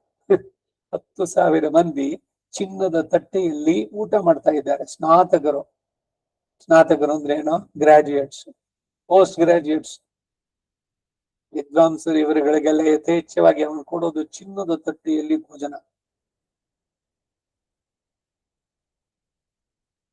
ಅವನ ದಿವ್ಯ ಸಭೆಯು ಪುಷ್ಪ ಫಲಗಳಿಂದ ಅಲಂಕೃತವಾಗಿ ಶೋಭಿಸ್ತಾ ಇದೆ. ಇಂದ್ರಪ್ರಸ್ಥ ಏನು ಇವನ್ ಮಾಡಿಕೊಟ್ಟಿದ್ದು ಕಥೆ ಎಲ್ಲ ಜ್ಞಾಪಿಸ್ಕೊಳ್ಳಿ. ಹಿಂದೆ ಎಲ್ಲ ಬರಡು ಪ್ರದೇಶ, ಅದು ಏನು ಬೆಳೆಯಲ್ಲ ಅಲ್ಲಿ, ಊಷರ ಕ್ಷೇತ್ರ ಅಂತ. ಬರೀ ಕಲ್ಲು ಬಂಡೆ ಮಳ್ಳು ಇವುಗಳೇ ಇದ್ದಿದ್ದು. ಅರ್ಜುನ ಕಾಂಡವ ದಹನದಲ್ಲಿ ಮಯನಿಗೆ ಸಹಾಯ ಮಾಡಿದ್ದು. ನೀನ್ ಯಾವಾಗ್ಲೂ ಏನಾದ್ರು ಬೇಕಾದ್ರೂ ಕೇಳು ಅಂತಂದ್ಬಿಟ್ಟು ಹೇಳಿದ್ದ. ಅವನನ್ನು ಕರೆದು ದೇವಲೋಕದ ಸಭೆಗಿಂತ ಚೆನ್ನಾಗಿರುವಂತ ಒಂದು ಸಭೆಯನ್ನ ನಿಲ್ಲಿಸು, ಒಂದು ನಗರವನ್ನೇ ನಿರ್ಮಾಣ ಮಾಡು ಅಂತ. ಇಂದ್ರಪ್ರಸ್ಥ ಹಾಗೆ ನಿರ್ಮಿತವಾದದ್ದು ದೇವಶಿಲ್ಪಿಯಿಂದ. ಸೊ ಅದಕ್ಕೆ ಇವನ್ ಕಂಪೇರ್ ಮಾಡಕ್ ಆಗದೇ ಇಲ್ಲ ಖಂಡಿತ. ದುರ್ಯೋಧನ ಹಸ್ತಿನಾಪುರ ಅದರದೆಲ್ಲ. ತಿತ್ತಿರಿ ಪಕ್ಷಿಗಳಂತೆ ವಿಚಿತ್ರ ವರ್ಣವುಳ್ಳ ಉತ್ತಮ ಅಶ್ವಗಳು ಅವನಲ್ಲಿ ಎಷ್ಟೋ ಇವೆ, ನಾನಾ ಬಗೆಯ ರತ್ನಗಳುಂಟು. ಹೀಗೆ ಇಂದ್ರನಿಗೆ ಎಣೆಯಾದ ಐಶ್ವರ್ಯದಿಂದ ಒಪ್ಪುತ್ತಿರುವ ನಮ್ಮ ಶತ್ರುಗಳಾದ ಆ ಪಾಂಡವರ ಮೇಲ್ಮೆಯನ್ನ ನೋಡಿ ನಾನು ಹೇಗೆ ಸಹಿಸಲಿ? ಇನ್ನೊಬ್ರು ಚೆನ್ನಾಗಿದ್ದಾರೆ ಅಂದ್ರೆ ಕಂಡು ಸಹಿಸದೇ ಇರುವಂತದ್ದು ದುರ್ಯೋಧನ ಮೆಂಟಾಲಿಟಿ. ಯಾರ್ಯಾರು ಕಷ್ಟಪಡ್ತಾ ಇದ್ದಾರೆ ಅವ್ರಿಗೂ ಇದೇ ಮೆಂಟಾಲಿಟಿ. ಅಯ್ಯೋ ಅವ್ರಿಗೆ ಅದ್ ಸಿಕ್ತು ಇದು ಸಿಕ್ತು ಅಂತ. ಯಾರಿಗೇನ್ ಸಿಕ್ಕಿದ್ರೆ ನಮಗೇನು? ಬಹಳ ಸಿಂಪಲ್. ನಾನು ಹಿಂದಿನ ಜನ್ಮದಲ್ಲಿ ಏನ್ ಮಾಡಿದ್ನೋ ಅದ್ರದಕ್ಕೆ ನನಗೆ ಕೊಟ್ಟಿದ್ದಾನೆ ಭಗವಂತ, ನಾನು ತೃಪ್ತ, ಸಾಕು. ಭಗವಂತ ನಂಗೆ ಕೊಟ್ಟಿದ್ದು. ನನ್ನ ಅಣ್ಣನೋ ತಮ್ಮನೋ ಅಕ್ಕನೋ ತಂಗಿನೋ ಅವರೋ ಇವರೋ ಯಾರೋ ಏನೋ ಮಾಡಿದ್ರು, ಇನ್ನೇನೋ ಕೊಟ್ಕೊಂಡ್ರು, ದೊಡ್ಡ ಎಸ್ಟೇಟ್ ತಗೊಂಡು ಇನ್ನೇನೋ ಒಂದ್ ಮಾಡಿದ್ರು, ಎಲ್ಲ ಅವ್ರಿಗೆ ಸಂತೋಷ, ಎಲ್ರು ಚೆನ್ನಾಗಿರ್ಲಿ, ಫಿನಿಶ್, ಮುಗ್ದೋಯ್ತಲ್ಲಿಗೆ. ಬೇರೆಯವರಲ್ಲಿ ನಮಗಿಂತ ಹೆಚ್ಚಿಗೆ ಐಶ್ವರ್ಯ ಇದೆ ಅಂದ್ರೆ ಕಂಡು ಸಂತೋಷ ಪಡೀರಿ. ಯಾಕೆ ಹೊಟ್ಟೆ ಉರಿ ಬರಬೇಕು? ಅದಕ್ಕಾಗಿ ಏನು ಅಂದ್ರೆ ಅವ್ರ ಬಗ್ಗೆ ಇಲ್ಲದ ಸಲ್ಲದ್ದು ಏನಾದ್ರೂ ಹೇಳೋದು. ನಿಮ್ಗೆ ಗೊತ್ತಾ, ಎಲ್ಲ ಬರೀ ಅವನು ಟೇಬಲ್ ಕೆಳಗಿಂದೇನೆ ತಗೊಂಡಿದ್ದು, ಇವನು ಕೂತ್ಕೊಂಡು ನೋಡಿದ್ದ, ಅವ್ನ್ ಲಂಚ ತಗೊಂಡು ಮನೆ ಕಟ್ಟದ ಅಂತ. ಯಾಕೆ ಈ ಕರ್ಮಗಳನ್ನ ನೀವು ಅನುಭವಿಸ್ಬೇಕು? ಒಬ್ಬರು ಚೆನ್ನಾಗಿದ್ರೆ ಕಂಡು ಸಹಿಸದಂತಹ ಮೆಂಟಾಲಿಟಿ ಇದೆಯಲ್ಲ, ಅವರು ಬರೀ ಬೇರೆಯವರು ಕೊಡೋದಲ್ಲ, ಅವರು ಕೂಡ ಅನುಭವಿಸ್ತಾರೆ ಎಲ್ಲದಕ್ಕೂ ಕೂಡ. ಸೊ ಮಾತ್ಸರ್ಯ ಖಂಡಿತ ಸಹಜವಾಗಿ ಬರೋದು, ಮದ ಮಾತ್ಸರ್ಯ ಕಡೆದು ಅರಿಷಡ್ ವರ್ಗದಲ್ಲಿ. ಆದ್ರೆ ಅದು ಎಷ್ಟು ಅನರ್ಥವನ್ನು ಉಂಟು ಮಾಡುತ್ತೆ ಅಂದ್ರೆ ಇವನ ಆತ್ಮದ ನಾಶ ಕಡೆಗೆ.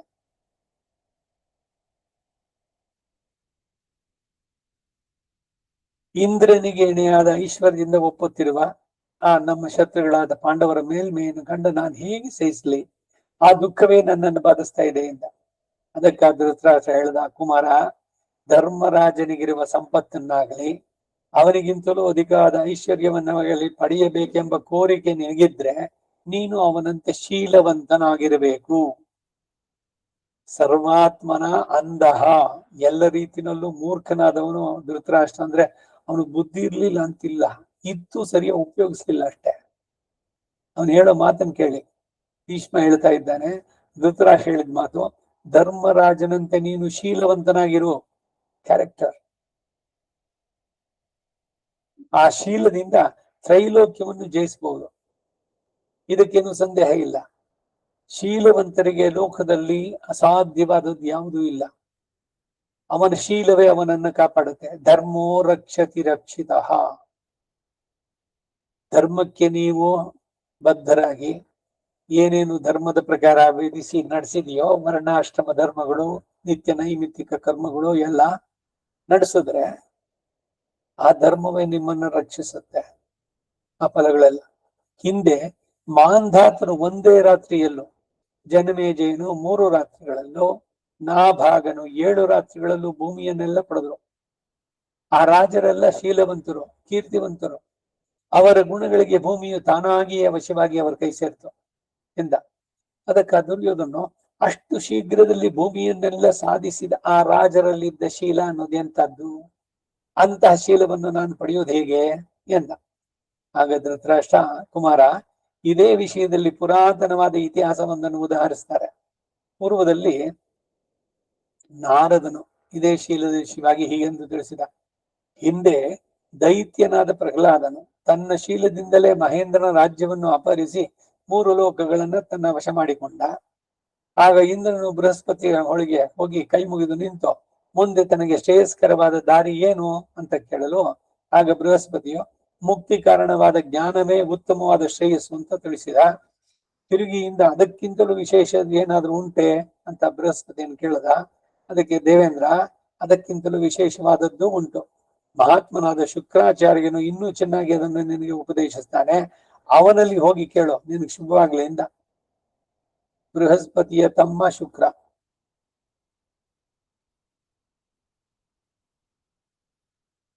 ಅದರಂತೆ ಇಂದ್ರ ಶುಕ್ರನ ಬಳಿಗೆ ಹೋಗಿ ಮೊದಲು ಮೋಕ್ಷ ಸಾಧಕವಾದ ಜ್ಞಾನವನ್ನು ಉಪದೇಶ ಹೊಂದಿದ. ಆಮೇಲೆ ಇಂದ್ರನು ಇದಕ್ಕಿಂತಲೂ ಮೇಲಾದ ಶ್ರೇಯಸ್ಸು ಇದೆಯೇ ಅಂತ ಕೇಳಲು ಶುಕ್ರ ಹೇಳಿದ, ದೇವೇಂದ್ರ, ಇದಕ್ಕಿಂತಲೂ ಅತಿಶಯವಾದ ಜ್ಞಾನವು ನಿನ್ನನ್ನು ಜಯಿಸಿದ ಪ್ರಹ್ಲಾದನಲ್ಲಿದೆ ಎಂದ. ಅದನ್ನು ಕೇಳಿ ಇಂದ್ರನು ಆಶ್ಚರ್ಯದಿಂದ ಬ್ರಾಹ್ಮಣ ವೇಷವನ್ನು ಧರಿಸಿ ಪ್ರಹ್ಲಾದನ ಬಳಿಗೆ ಹೋಗಿ, ಉತ್ತಮ ಶ್ರೇಯಸ್ಸು ಯಾವುದೋ ಅದನ್ನು ನಿನ್ನಿಂದ ನಾನು ತಿಳಿಬೇಕು ಎಂದಿದ್ದೇನೆ ಎಂದ.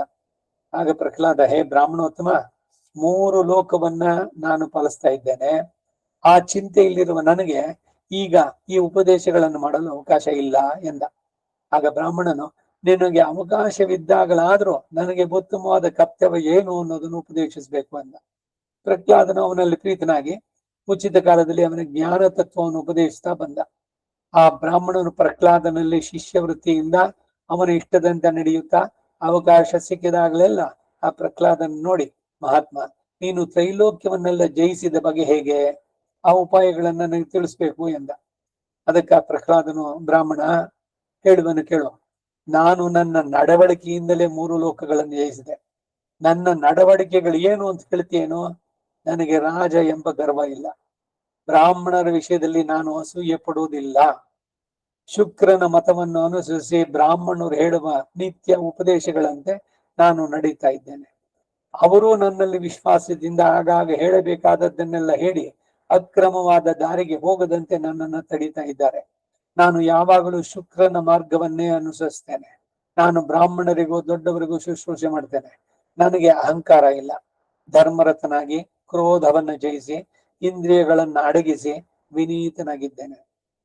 ಜೇನು ನೊಣಗಳು ಜೇನನ್ನು ತಂದು ಚಿಮುಕಿಸುವಂತೆ ಶಾಸ್ತ್ರಜ್ಞರಾದ ಬ್ರಾಹ್ಮಣರು ನನಗೆ ಹಿತಕರವಾದ ಉಪದೇಶಗಳನ್ನು ಕೊಟ್ಟು ನನ್ನ ಬುದ್ಧಿಯನ್ನ ಇಂಪುಗೊಳಿಸ್ತಾ ಇದ್ದಾರೆ. ಅವರ ಉಪದೇಶಗಳು ಎಂಬ ಅಮೃತ ರಸವನ್ನ ಪಾನ ಮಾಡ್ತಿರುವ ನಾನು ನಕ್ಷತ್ರಗಳಲ್ಲಿ ಚಂದ್ರನಂತೆ ನನ್ನ ದೈತ್ಯ ಜಾತಿಯಲ್ಲಿ ಮೇಲ್ಮೆಯಿಂದ ಪ್ರಕಾಶಿಸ್ತಾ ಇದ್ದೇನೆ. ಭೂಲೋಕದಲ್ಲಿರುವ ಅವರ ಉಪದೇಶವೇ ನನಗೆ ಅಮೃತ. ಅದೇ ನನಗೆ ಉತ್ತಮವಾದ ದಿವ್ಯ ಚಕ್ಷಸ್ಸು. ಅದೇ ಪರಮ ಶ್ರೇಯಸ್ಸು ಎಂದನು. ಆಮೇಲೆ ತಿರುಗಿ ಆ ಬ್ರಾಹ್ಮಣನಿಂದ ಪೂಜಿತನಾದ ಪ್ರಹ್ಲಾದನು, ಹೇ ಬ್ರಾಹ್ಮಣೋತ್ತಮ, ನೀನು ಗುರುವಿನಲ್ಲಿ ಹೇಗೋ ಹಾಗೆ ನನ್ನಲ್ಲಿ ನಡೆದುಕೊಳ್ಳುವುದಕ್ಕಾಗಿ ನಾನು ಸಂತುಷ್ಟನಾದೆ. ನಿನಗೆ ಬೇಕಾದ ವರವನ್ನು ಕೇಳು, ಕೊಡ್ತೇನೆ, ಸಂದೇಹಿಸಬೇಡ ಎಂದ. ಅದಕ್ಕೆ ಬ್ರಾಹ್ಮಣ, ಒಳ್ಳೆಯದು, ಹಾಗೆ ಮಾಡ್ತೇನೆ. ನೀನು ನನ್ನಲ್ಲಿ ಪ್ರಸನ್ನನಾಗಿದ್ರೆ ಮತ್ತು ನನಗೆ ಪ್ರಿಯವನ್ನು ಕೋರೋದಾಗಿದ್ರೆ ನಿನ್ನ ಶೀಲವನ್ನೆಲ್ಲ ನನಗೆ ಕೊಟ್ಟು ಬಿಡಬೇಕು. ಇದೇ ನನಗೆ ವರ ಎಂದ. ಪ್ರಹ್ಲಾದನು ಆ ಬ್ರಾಹ್ಮಣ ವಿಷಯದಲ್ಲಿ ಸಂಪೂರ್ಣ ಪ್ರೀತಿಯುಳ್ಳವನಾಗಿದ್ರು ಕೂಡ ಆ ಮಾತನ್ನು ಕೇಳಿದೊಡನೆ ಅವನ ಮನಸ್ಸಿಗೆ ಒಂದು ಭೀತಿ ಉಂಟಿತು. ಆದರೂ ಬ್ರಾಹ್ಮಣನು ಮಹಾತ್ಮ ಎಂಬ ಗೌರವದಿಂದ ಆಶ್ಚರ್ಯವಶನಾಗಿ, ಸರಿ, ಹಾಗೆ ಆಗಲಿ ಎಂದ. ಬ್ರಾಹ್ಮಣನು ವರವನ್ನು ಪಡೆದುಕೊಂಡು ಹೊರಟು ಹೋದೊಡನೆ ಇತ್ತಲಾಗಿ ಪ್ರಹ್ಲಾದನು ಚಿಂತಾಕುಲನಾಗಿದ್ದಾಗ ಅವನ ದೇಹದಿಂದ ಒಂದು ಕಾಂತಿ ಹೊರಬಿತ್ತು. ಮಹತ್ತಾದ ತೇಜೋರೂಪವನ್ನು ನೋಡಿ ಪ್ರಹ್ಲಾದನು, ಎಲೈ, ನೀನು ಯಾರು ಅಂತ ಕೇಳಲು, ನಾನೇ ನಿನ್ನ ಶೀಲವು.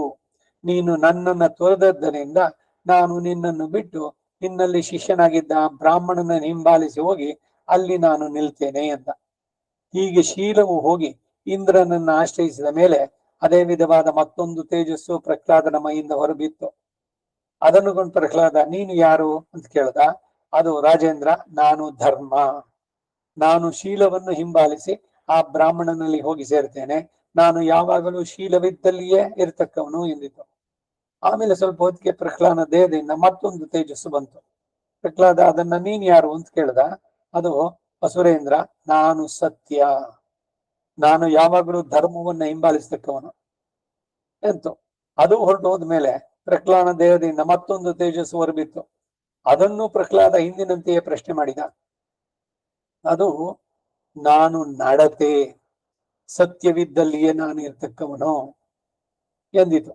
ಆ ಪುರುಷಾಕೃತಿಯು ಅದೃಶ್ಯವಾದ ಮೇಲೆ ಮತ್ತೊಂದು ಕಾಂತಿಯು ಅವನ ದೇಹದಿಂದ ಹೊರಬಿತ್ತು. ಅದನ್ನು ಪ್ರಹ್ಲಾದ, ನೀನು ಯಾರು ಅಂತ ಕೇಳಿದಾಗ, ಅದು, ನಾನು ಬಲ, ಒಳ್ಳೆ ನಡತೆ ಇದ್ದಲ್ಲಿಯೇ ನಾನು ಇರತಕ್ಕವನು ಅಂತ ಹೇಳಿ ಹೊರಟೋಯ್ತು. ಆಮೇಲೆ ಪ್ರಹ್ಲಾದ ದೇಹದಿಂದ ಕಾಂತಿಮಯವಾದ ಒಂದು ದೇವಿ ವ್ಯಕ್ತಿ ಹೊರಬಿತ್ತು. ಆ ದೇವಿಯ ನೋಡಿ ಪ್ರಹ್ಲಾದ, ನೀನು ಯಾರು ಅಂತ ಕೇಳಲು ಆ ದೇವಿಯು, ದೈತ್ಯೇಂದ್ರ, ನಾನೇ ಲಕ್ಷ್ಮಿ. ನಾನು ನಿನ್ನಲ್ಲಿ ಇದುವರೆಗೆ ಸುಖವಾಗಿ ನೆಲೆಸಿದ್ದೆ. ನಾನು ಬಲವನ್ನು ಅನುಸರಿಸಿಯೇ ಇರತಕ್ಕವಳು. ಅದು ನಿನ್ನನ್ನು ಬಿಟ್ಟು ಅಗಲಿದ್ರಿಂದ ನಾನು ಅದನ್ನು ಹಿಂಬಾಲಿಸ್ತೇನೆ ಎಂದ. ಆಗ ಪ್ರಹ್ಲಾದನಿಗೆ ಮನಸ್ಸಿನಲ್ಲಿ ಮಹಾಭೀತಿ ಉಂಟಾಯಿತು. ಆಗ ಅವನು, ಓ ಕಮಲಾಸಿನಿ, ನೀನು ಲೋಕೇಶ್ವರಿ, ಸತ್ಯವ್ರತವುಳ್ಳ ನೀನು ಯಾರಲ್ಲಿಗೆ ಹೋಗಿ ಸೇರ್ತೀಯೇ? ಆ ಬ್ರಾಹ್ಮಣ ಯಾರು? ಯಥಾರ್ಥವನ್ನು ತಿಳಿಸು ಎಂದ. ಅದಕ್ಕ ಲಕ್ಷ್ಮಿಯು, ಪ್ರಭು, ನಿನ್ನಲ್ಲಿ ವಿದ್ಯಾರ್ಥಿಯಾಗಿ ಬಂದು ಶಿಷ್ಯವೃತ್ತಿಯಲ್ಲಿದ್ದವನು ದೇವೇಂದ್ರ. ನಿನ್ನಲ್ಲಿ ತ್ರೈಲೋಕ ಅಧಿಪತ್ಯವನ್ನು ಅಪಹರಿಸುವುದಕ್ಕಾಗಿ ಅವನು ಬ್ರಾಹ್ಮಣ ವೇಷದಿಂದ ಬಂದ. ಹೇ ಧರ್ಮಜ್ಞ, ನೀನು ಶೀಲದಿಂದಲೇ 3 ಲೋಕಗಳನ್ನು ಜಯಿಸಿದ್ದಲ್ಲವೇ? ಅದನ್ನು ತಿಳಿದು ದೇವೇಂದ್ರ ನಿನ್ನ ಶೀಲವನ್ನು ಅಪಹರಿಸಿದ. ಧರ್ಮ, ಸತ್ಯ, ವೃತ್ತ, ಬಲ ಎಂಬುವುಗಳು ಮತ್ತು ಲಕ್ಷ್ಮಿಯಾದ ನನಗೂ ಶೀಲವೇ ಮೊದಲನೆಯ ಮೂಲಾಧಾರ. ಅದನ್ನು ಬಿಟ್ಟು ಬಂದದ್ರಿಂದ ನಾವೆಲ್ಲರೂ ಒಬ್ಬರನ್ನೊಬ್ಬರು ಹಿಂಬಾಲಿಸಿ ನಿನ್ನನ್ನು ಅಗಲಿ ಹೋಗ್ತೇವೆ ಎಂದು ಹೇಳಿ ಹೊರಟೋದ್ಲು ಎಂದ. ಧರ್ಮರಾಜ ಧೃತರಾಷ್ಟ್ರನು ಹೇಳಿದ ಈ ಕಥೆಯನ್ನು ಕೇಳಿ ದುರ್ಯೋಧನ ತಿರುಗಿ ತಂದೆಯನ್ನು ಕುರಿತು, ಜನಕ, ಶೀಲವೆಂಬುದರ ತತ್ವವನ್ನು ನನಗೆ ತಿಳಿಸಬೇಕು. ಶೀಲವನ್ನು ಪಡೆಯುವ ಉಪಾಯ ಯಾವುದು ಎನ್ನಲು ಧೃತರಾಷ್ಟ್ರ ಹೇಳಿದ, ಕುಮಾರ, ಹಿಂದೆ ಪ್ರಹ್ಲಾದನು ಇಂದ್ರನಿಗೆ ಆ ಉಪಾಯಗಳನ್ನು ತಿಳಿಸಿದ್ದ. ಈಗ ನಾನು ಸಂಗ್ರಹವಾಗಿ ಆ ಶೀಲವನ್ನು ಪಡೆಯುವ ಉಪಾಯವನ್ನು ತಿಳಿಸ್ತೇನೆ. ಮನೋವಾಕ್ ಕಾಯ ಎಂಬ ತ್ರಿಕರಣಗಳಿಂದಲೂ ಯಾವ ಭೂತಗಳಲ್ಲಿಗೂ ದ್ರೋಹ ಬುದ್ಧಿ ಇಲ್ಲದೆ ಇರೋದು, ಅನುಗ್ರಹ, ದಾನ ಎಂಬ ಈ 3 ಶೀಲ ಎನಿಸುತ್ತೆ. ಮತ್ತು ಇತರರಿಗೆ ಹಿತವಲ್ಲದ ಲಜ್ಜಾಸ್ಪದವಾದ ಕಾರ್ಯಕ್ಕಾಗಲಿ ಅಂತಹ ಪೌರುಷಕ್ಕಾಗಲಿ ಕೈ ಇಕ್ಕಬಾರದು. ಸದಸ್ಸಿನಲ್ಲಿ ಶ್ಲಾಘಾರ್ಹವಾದ ಕಾರ್ಯಗಳಲ್ಲಿಯೇ ಪ್ರವರ್ತಿಸಬೇಕು. ಜನ ಮೆಚ್ಚುವಂತೆ ನಮ್ಮ ಜೀವನ ನಡೀಬೇಕು. ಸದಸ್ಸಿನಲ್ಲಿ ಶ್ಲಾಘಾರ್ಹವಾದಂತಹ ಕಾರ್ಯಗಳಲ್ಲಿ ಪ್ರವರ್ತಿಸಬೇಕು. ಇವೇ ಶೀಲ ಎಂಬುದರ ಸಂಕ್ಷೇಪಾರ್ಥ. ಆದರೆ ದುರ್ಯೋಧನ, ಲೋಕದಲ್ಲಿ ಅಂತಹ ಶೀಲ ಇಲ್ಲದವರು ಕೆಲವರು ಶ್ರೀಮಂತರಾಗಿ ಮೆರೆಯಬಹುದು, ಆದರೆ ಅವರು ಅದನ್ನು ಬಹುಕಾಲದವರೆಗೆ ಅನುಭವಿಸಲಾರರು. ಕಾಲಕ್ರಮದಿಂದ ಅವರು ಬುಡಸಹಿತವಾಗಿ ನಾಶ ಹೊಂದುತ್ತಾರೆ. ಆದ್ದರಿಂದ ನೀನು ಇದನ್ನೇ ಚೆನ್ನಾಗಿ ಮನಸ್ಸಿಗೆ ತಂದುಕೊಂಡು ಶೀಲವಂತನಾಗಿರೋ. ನೀನು ಆ ಯುಧಿಷ್ಠನಿಗೆ ಸಮಾನವಾದ ಅಥವಾ ಅವನಿಗಿಂತಲೂ ಅಧಿಕವಾದ ಸಂಪತ್ತನ್ನು ಪಡೆಯಬೇಕು ಅಂತ ಕೋರೋದಾದ್ರೆ ನೀನು ಒಳ್ಳೆ ಶೀಲವಂತನಾಗಿರಬೇಕು ಎಂದ. ಕುಂತಿ ಕುಮಾರ, ನೀನು ಅದರಂತೆಯೇ ನಡೀತಾ ಇರೋ, ಆಗ ಅದರ ಫಲವನ್ನು ಹೊಂದುತ್ತೀಯ ಎಂದು ಭೀಷ್ಮ ಧರ್ಮರಾಜನಿಗೆ ತಿಳಿಸಿದ. ಇಲ್ಲಿಗೆ 124ನೇ ಅಧ್ಯಾಯ. ಅಷ್ಟಮೈಷಿ ಸಮೇತ ಶ್ರೀಕೃಷ್ಣಾಯ ಪರಬ್ರಹ್ಮಣೇ ನಮಃ. 126ನೇ ಅಧ್ಯಾಯ. ಭೀಷ್ಮನು ಯುಧಿಷ್ಠನಿಗೆ ಆಶಾ ಸ್ವಭಾವವನ್ನು ತಿಳಿಸುವುದಕ್ಕಾಗಿ ಋಷಭ ಸುಮಿತ್ರರ ಕಥೆಯನ್ನು ವಿವರಿಸಿದ್ದು.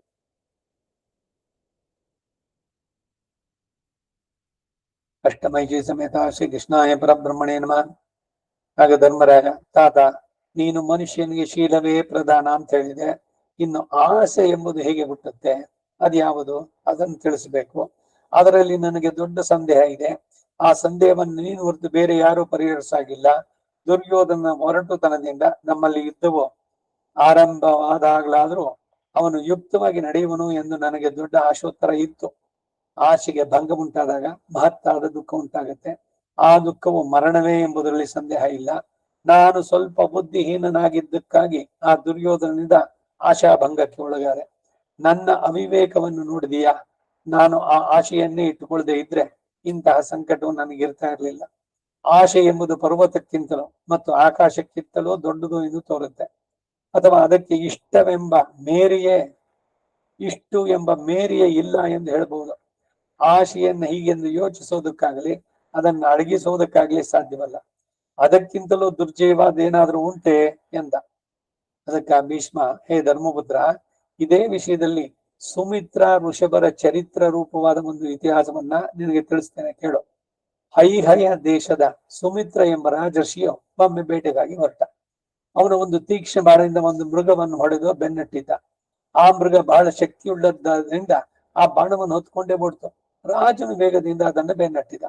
ಆ ಮೃಗ ಕಾಡಿನಲ್ಲಿ, ಹಳ್ಳಗಳಲ್ಲಿಯೋ ಮೈದಾನಗಳಲ್ಲಿಯೋ ವೇಗದಿಂದ ಓಡುತ್ತಾ ಒಂದು ಮುಹೂರ್ತದಲ್ಲಿ ತನ್ನ ಬಾಣ ಮಾರ್ಗಕ್ಕೆ ಸರಿಯಾಗಿ ಸಿಕ್ಕಿರುವಂತೆ ಕಾಣಿಸ್ತು. ಆಗ ರಾಜನು ತನ್ನ ಯೌವನದ ಮತ್ತು ದೇಹಶಕ್ತಿಯ ಬಲದಿಂದ ಬಿಲ್ಲನ್ನು, ಕತ್ತಿಯನ್ನು ಹಿಡಿದು ಹಂಸದಂತೆ ವೇಗದಿಂದ ಅದನ್ನು ಹಿಂಬಾಲಿಸಿದ. ರಾಜನು ಏಕಾಕಿಯಾಗಿ ಆ ಮೃಗವನ್ನು ಬೆನ್ನಟ್ಟಿ ಹೋಗುತ್ತಾ ಹಲವು ಕಾಡುಗಳನ್ನ, ನದಿಗಳನ್ನ, ಕೆರೆ ಗುಂಟೆಗಳನ್ನ ದಾಟಿ ಹೋದ.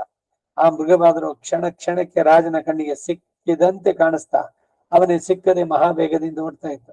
ಆಗಾಗ ಅದು ಅವನಿಗೆ ಎದುರಾಗಿ ನಿಲ್ಲುತ್ತೆ, ತಿರುಗಿ ಓಡುತ್ತೆ. ಈ ಮಾರೀಚನ್ ತರ. ರಾಜನ ಹಲವು ಬಾಣಗಳು ಮೈಗೆ ನಾಟಿದಾಗಲೂ ಅವನೊಡನೆ ಆಟವಾಡದಂತೆ ಒಮ್ಮೆ ದೂರದಲ್ಲಿ, ಮತ್ತೊಮ್ಮೆ ಅವನಿಗೆ ಸಮೀಪದಲ್ಲಿ ಕಾಣಿಸ್ತೆ. ಮುಂದೆ ನಿಂತು ತಿರುಗಿ ಓಡ್ತಾ ಇದೆ. ಇಷ್ಟರಲ್ಲಿ ಆ ರಾಜನು ಮರ್ಮ ಭೇದಕವಾದ ಒಂದು ಬಾಣವನ್ನು ತೆಗೆದು ಬಿಲ್ಲಿಗೆ ಸೇರಿಸಿ ವೇಗದಿಂದ ಬಿಟ್ಟ. ಆ ಬಾಣ ಹೊರಟು ಬಂದಾಗ ಆ ಮೃಗವು ಆ ರಾಜನಿಗೆ 2 ಹರಿದಾರಿ ದೂರದಲ್ಲಿ ಕಾಣಿಸಿಕೊಳ್ಳುತ್ತಾ ಅವನನ್ನು ಪರಿಹಾಸ್ಯ ಮಾಡುವಂತೆ ನಿಂತಿತ್ತು. ತೇಜಸ್ಸಿನಿಂದ ಜ್ವಲಿಸುತ್ತಿರುವಂತಿರುವ ಆ ಬಾಣವು ನಿಷ್ಫಲವಾಗಿ ಭೂಮಿಯಲ್ಲಿ ಬಿದ್ದುಬಿಡ್ತು. ಆಮೇಲೆ ಆ ಮೃಗ ಅರಣ್ಯದಲ್ಲಿ ಪ್ರವೇಶಿಸಿತು. ರಾಜನು ಅದನ್ನು ಬೆನ್ನಟ್ಟಿ ಹಿಡಿಯುವುದಕ್ಕಾಗಿ ಓಡಿದ. ಇಲ್ಲಿಗೆ 125ನೇ ಅಧ್ಯಾಯ. ಸುಮಿತ್ರನು ಋಷ್ಯಾಶ್ರಮಕ್ಕೆ ಹೋಗಿ ಅಲ್ಲಿದ್ದ ಋಷಿಗಳಲ್ಲಿ ಆಶೆಯ ಪ್ರಮಾಣ ಎಷ್ಟು ಎಂದು ವಿಚಾರಿಸಿದ್ದು. ಆಶೆ ಎಂಬುದೇ ಇಲ್ಲಿ ಒಂದು ಮೃಗದ ತರದಲ್ಲಿ. ಏನಾಯ್ತು ಮುಂದಕ್ಕೆ ಅನ್ನೋದನ್ನ ಮುಂದಿನ ವಾರ ನೋಡೋಣ. ವಸುದೇವ ಸುತಂ ದೇವಂ ಕಂಸ ಚಾಣೂರ ಮರ್ದನಂ ದೇವಕಿ ಪರಮಾನಂದಂ ಕೃಷ್ಣಂ ವಂದೇ ಜಗದ್ಗುರು. ಎಲ್ಲ ಆತ್ಮ ಗುಣಗಳು ತಿರುಪ್ಪಾವೆನಲ್ಲಿ ಹೇಳ್ಬೇಕಾದ್ರೂ ಅಷ್ಟೇ. ಅಮಾನಿತ್ವಂ, ಅದಂಬಿತ್ವಂ, ಇವುಗಳೆಲ್ಲ ಇನ್ನು ಇದೇ ಪುರಾಣದ ಉಲ್ಲೇಖದಲ್ಲಿ ಬರ್ಬೇಕಾದ್ರೆ ಒಂದ್ಸಲ ಇಂದ್ರನಿಗೆ 100 ಯಾಗ ಇಲ್ಲಿ ಮಾಡಿಬಿಟ್ರೆ ಶತಕ್ರತು ಅಂತ ಹೆಸರು. 100 ಯಾಗ ಮಾಡಿದ್ರೆ ಡೆಫಿನೆಟ್ ಆಗಿ ಅವನಿಗೆ ಇಂದ್ರ ಪದವಿ. ಹಾಗೆ ಇಂದ್ರ ತನ್ನ ಸಿಂಹಾಸನದಲ್ಲಿ ಕೂತಿದ್ದಾಗ ಇಲ್ಲಿಂದ ಒಬ್ಬ 100 ಯಾಗಗಳನ್ನ ಮುಗಿಸೇ ಬಿಟ್ಟ. ಇವನೇನೇನು ಅಡ್ಡಿ ತಂದು ಹಾಕಿದ್ರು ಕೂಡ ಅವನು ಮುಗಿಸ್ದ. ಸೊ ಸಹಜವಾಗಿ ಅವನು ಸೀಟ್ ಬಿಟ್ಟು ಕೊಡ್ಬೇಕು, ಅಥವಾ ಅರ್ಧ ಸೀಟ್. ಅವನು ಬಂದ, ಅರ್ಧ ಸೀಟ್ ಇಂದ್ರನ ಚೇರ್ನಲ್ಲಿ ಅರ್ಧದಲ್ಲಿ ಕೂತ್ಕೊಂಡ. ಇಂದ್ರನಿಗೆ ಬಹಳ ದುಃಖ ಆಗೋಯ್ತು. ಅಯ್ಯೋ, ನನ್ ಚೇರ್ ಹೋಗ್ಬಿಡ್ತಾ ಇದೆಯಲ್ಲ ಅಂತ. ಅವನು ದೇವಗುರು ಬೃಹಸ್ಪತಿನ ಕೇಳ್ದ, ಏನ್ ಮಾಡ್ಲಿ, ನಾನು ಕಳ್ಕೊಳ್ತಾ ಇದ್ದೀನಲ್ಲ, ನನ್ ಜಾಗ ಭದ್ರ ಮಾಡ್ಕೊಳ್ಬೇಕು ಅಂದ್ರೆ ಏನ್ ಮಾಡ್ಬೇಕು ಅಂತ. ಅದಕ್ಕೆ ಬೃಹಸ್ಪತಿ ಹೇಳ್ದ, ಏನಿಲ್ಲ, ಅವನ್ ಬಂದಿದ್ದಾನ ಹೇಗ್ತಾನೆ ಭೂಲೋಕದಿಂದ ರಾಜ, ಅವನನ್ನೊಂದ್ ಸ್ವಲ್ಪ ನೀನು ನಿಜವಾಗ್ಲೂ ಯು ಆರ್ ಸೋ ಗ್ರೇಟ್ ಅಂತ ಸ್ವಲ್ಪ ಹೊಗಳಿ, ನೀನ್ ಹೆಂಗಿದೆಲ್ಲ ಮಾಡಿದೆ, ಹೇಗ್ ಸಾಧಿಸ್ತೆ ಅಂತ ಕೇಳು. ಅವನು ಆತ್ಮ ಪ್ರಶಂಸೆ ಶುರು ಮಾಡ್ತಾನೆ. ಮಾಡ್ತಾನೆ ಅವನಿಗೆ ಗೊತ್ತಿಲ್ಲದೆ ಜಾಗದಿಂದ ಬೀರಿ ಕೆಳಗೆ ಭೂಲೋಕದಲ್ಲಿ ಬೀಳ್ತಾನೆ ಅಂತ. ಸರಿ, ಇಂದ್ರ ಇವನನ್ನ ನಮಸ್ಕರಿಸಿ ಎಲ್ಲ ಮಾಡಿ, ಓಹೋ, you are something, you are really great, ಎಂತ ಸಾಧನೆ ಮಾಡಿದ್ದೆ ನೀನು, ಇಂದ್ರ ಪದವಿಯನ್ನೇ ಪಡೆದ್ಬಿಟ್ಟಿಯಲ್ಲ, ಅಲ್ಲ ಇಷ್ಟನ್ನ ಹೇಗೆ ಮಾಡಿದೆ ನೀನು ಅಂತ ಕೇಳಿದ್ವಿ. ಒಂಚೂರು ಯಾರು ಏನೋ ಒಂದು ಕೆಲಸ ಮಾಡಿದ್ರು, ತುಂಬಾ ಚೆನ್ನಾಗಿ ನಡೆಸ್ಬಿಟ್ರಂತೆ, ಹೇಗ್ ಮಾಡಿದ್ರಿ ನೀವು ಇದನ್ನ ಅಂತ ಕೇಳಿದ್ರೆ ಅವ್ರು ಶುರು ಏನು ಆತ್ಮ ಪ್ರಶಂಸೆ. ನಾನು ಇದಕ್ಕೆಲ್ಲ ಎಷ್ಟು ಮಾಡಿದೆ, ನಾನು ಮಾಡಿದೆ, ನಾನು ಎಲ್ಲ ಕಡೆನಲ್ಲೂ ನಾನು ಅಂತ ಆತ್ಮ ಪ್ರಶಂಸೆ ಮಾಡ್ತಾ ಅವನ ಆತ್ಮದ ನಾಶ ಆಗತ್ತೆ ಕಡೆಗೆ. ಇಲ್ಲಿ ಇಂದ್ರನಿಗೆ ಇವನು ನಾನು ಅದನ್ನ ಮಾಡಿದೆ, ನಾನು ಇದನ್ ಮಾಡಿದೆ, ಆ ಯಾಗವನ್ನ ನಡೆಸಿದೆ, ಇವರನ್ನ ಸನ್ಮಾನಿಸಿದೆ, ಅವ್ರಿಗೆ ಅಷ್ಟು ಕೊಟ್ಟೆ, ನಾನು ಇಷ್ಟು ಮಾಡಿದೆ. ಈಗ ನಾನು ಇಷ್ಟು ಜಪ ಮಾಡಿದೆ ಅಂತ ಹೇಳಿದ್ರೆ ಜಪದ ಫಲ ಹೋಯ್ತು. ನಾನು ಯಾರಿಗೋ ಏನೋ ದಾನ ಮಾಡಿದೆ ಅಂತ ಹೇಳಿದ್ರೆ ಆ ದಾನದ ಫಲ ಹೋಯ್ತು. ನಾನು ಇದನ್ ಮಾಡಿದೆ, ನಾನಿರೋವತ್ಗಲ್ಲ ಆಯ್ತು. ಈ ಆತ್ಮ ಪ್ರಶಂಸೆ ಆತ್ಮದ ನಾಶಕ್ಕೆ ಕಾರಣವಾಗುವಂಥದ್ದು. ಬಹಳ ಎಚ್ಚರಿಕೆಯಿಂದಿರ್ಬೇಕು. ಲೋಕದಲ್ಲಿ ಸಮಾಜ ಮಾಡೋದಿಷ್ಟೇ, ಹೊಗಳಿ ಹೊನ್ನ ಶೂಲಕ್ಕೆ ಏರಿಸಿದ್ರು ಅಂತ ವಚನ ಸಾಹಿತ್ಯದಲ್ಲಿ. ನೀವು ಯು ಆರ್ ಸೋ ಗ್ರೇಟ್, ನಿಮ್ ಬಿಟ್ರಿಲ್ಲ. ಅವನ್ ಹಂಗಂದಿದ ತಕ್ಷಣ ಇವನು ತಲೆನೇ ನಿಲ್ಲಲ್ಲ, ಇವನಿಗೆ ಭೂಮಿ ಮೇಲೆ ಇರೋಲ್ಲ ಅವನು. ಆ ತರ ಆದ್ರೆ ಕಡೆಗೆ ನಾಶವನ್ನ ಅನುಭವಿಸ್ಬೇಕಾಗುತ್ತೆ. ಯಾವುದೇ ಒಂದು ಕೆಲಸ ಚೆನ್ನಾಗ್ ಆಯ್ತು ಅಂತಂದ್ರೆ ದೈವ ಮಾತ್ರ ಪಂಚಮ, ಅವನ ಕೃಪೆ, ನೀವು ಮಾಡಿದ ಸಾಧನೆ, ನಿಮ್ಮ ಪ್ರಯತ್ನ, ನಿಮ್ಮ ಅದೃಷ್ಟ, ನಿಮ್ಮ ಪೂರ್ವ ಜನ್ಮದ ಸುಕೃತ ಎಲ್ಲವೂ ಸೇರಿದಾಗ ಅದಾಗೋದು. ಆದ್ರೆ ಕ್ರೆಡಿಟ್ ಮಾತ್ರ ನಾವು ತಗೊಳ್ಳೋದು ನಾನು ಮಾಡಿದೆ ಅಂತ. ಆ ನಾನು ಅನ್ನೋದು ಯಾವಾಗ ಜಾಸ್ತಿ ಆಯ್ತೋ ಇವನು ನಾಶ ಆಗತ್ತೆ. ಹೀಗೆ ಒಂದೊಂದೇ ಹೇಳ್ತಾ ಬರ್ತಾನೆ. ಆಸೆ, ಕಾಮ, ಕೋಪವನ್ನು ನಿಗ್ರಹಿಸೋದು, ಶೀಲ, ನಡತೆ, ಕ್ಯಾರೆಕ್ಟರ್, ಸದಾಚಾರ. 1939ರಲ್ಲಿ ಯಾರೋ ಒಬ್ಬ ಮಹಾನು, ಎಲ್ಲ ಇದೆ ಆ ಪುಸ್ತಕ, ಸದಾಚಾರ ಸಂಗ್ರಹ ಅಂತ. ಅದನ್ನ ಆಗಿನ ಕಾಲಕ್ಕೆ ಇವರಿಗೆ ಸ್ಕೂಲ್ಗೋ ಯೂನಿವರ್ಸಿಟಿನಲ್ಲೂ ಟೆಕ್ಸ್ಟ್ ಬುಕ್ ಮಾಡಿದ್ದಾರೆ. ಅವ್ರು ಎಲ್ಲ ವಿಷಯಗಳನ್ನ ಮಾಡಿರೋದಿದೆ. ಇವೇ ಆತ್ಮಗುಣಗಳು. ಹೇಗೆ ಬೆಳೆಸ್ಕೊಳ್ಬೇಕು ಅಂತ ಹೇಳಿರೋದು. ಸದಾಚಾರ ಬೇಕು. ಏನು ಒಂದು ಚೂರು ಆಚಾರ ನಡತೆ ಏನು ಇಲ್ಲ ಅಂತಂದ್ರೆ ಎಲ್ರಿಗೂ ಹಾಳಾಯ್ತು. ಆಚಾರ ಪ್ರಥಮೋ ಧರ್ಮೋ ಧರ್ಮಸ್ಯ ಪ್ರಪುರಚ್ಯುತ, ವಿಷ್ಣು ಸಹಸ್ರನಾಮದಲ್ಲೂ ಕೂಡ ಹೇಳಿದ್ದೆ. ಆಚಾರಗಳು, ಸದಾಚಾರಗಳು, ಅವುಗಳನ್ನ ತಾವು ಆಚರಿಸಿ ಮುಂದಿನ ಪೀಳಿಗೆಗೂ ಹೀಗೆ ನಡೆಸಬೇಕು ಅಂತ ತಿಳಿಸ್ಬೇಕಾದದ್ದು. ಇದು ಬಹಳ ಮುಖ್ಯವಾಗಿ ಬೇಕಾದದ್ದು. ಅದರ ಬಗ್ಗೆ ಮುಂದೆ ಮುಂದುವರಿಸೋಣ. ಕವಿತಾರ್ಕಿಕ ಸಿಂಹಾಯ ಕಲ್ಯಾಣ ಗುಣಶಾಲಿನೇ ಶ್ರೀಮತೆ ವೆಂಕಟೇಶಾಯ ವೇದಾಂತ ಗುರವೇ ನಮಃ. ವಾದಿತ್ಯಶಿರೋಭಂಗ ಪಂಚಾನ್ನ ಪರಾಕ್ರಮಃ ಶ್ರೀಮಾನ್ ವೆಂಕಟನಾಥಾರ್ಯಶ್ಚಿರಂ ವಿಜಯತಾಂ ಭುವಿ. ಶ್ರೀಮತೆ ನಿಗಮಾಂತ ಮಹಾದೇಶಿಕಾಯ ನಮಃ. ಸರ್ವಂ ಶ್ರೀ ವಾಸುದೇವಾರ್ಪಣಮಸ್ತು.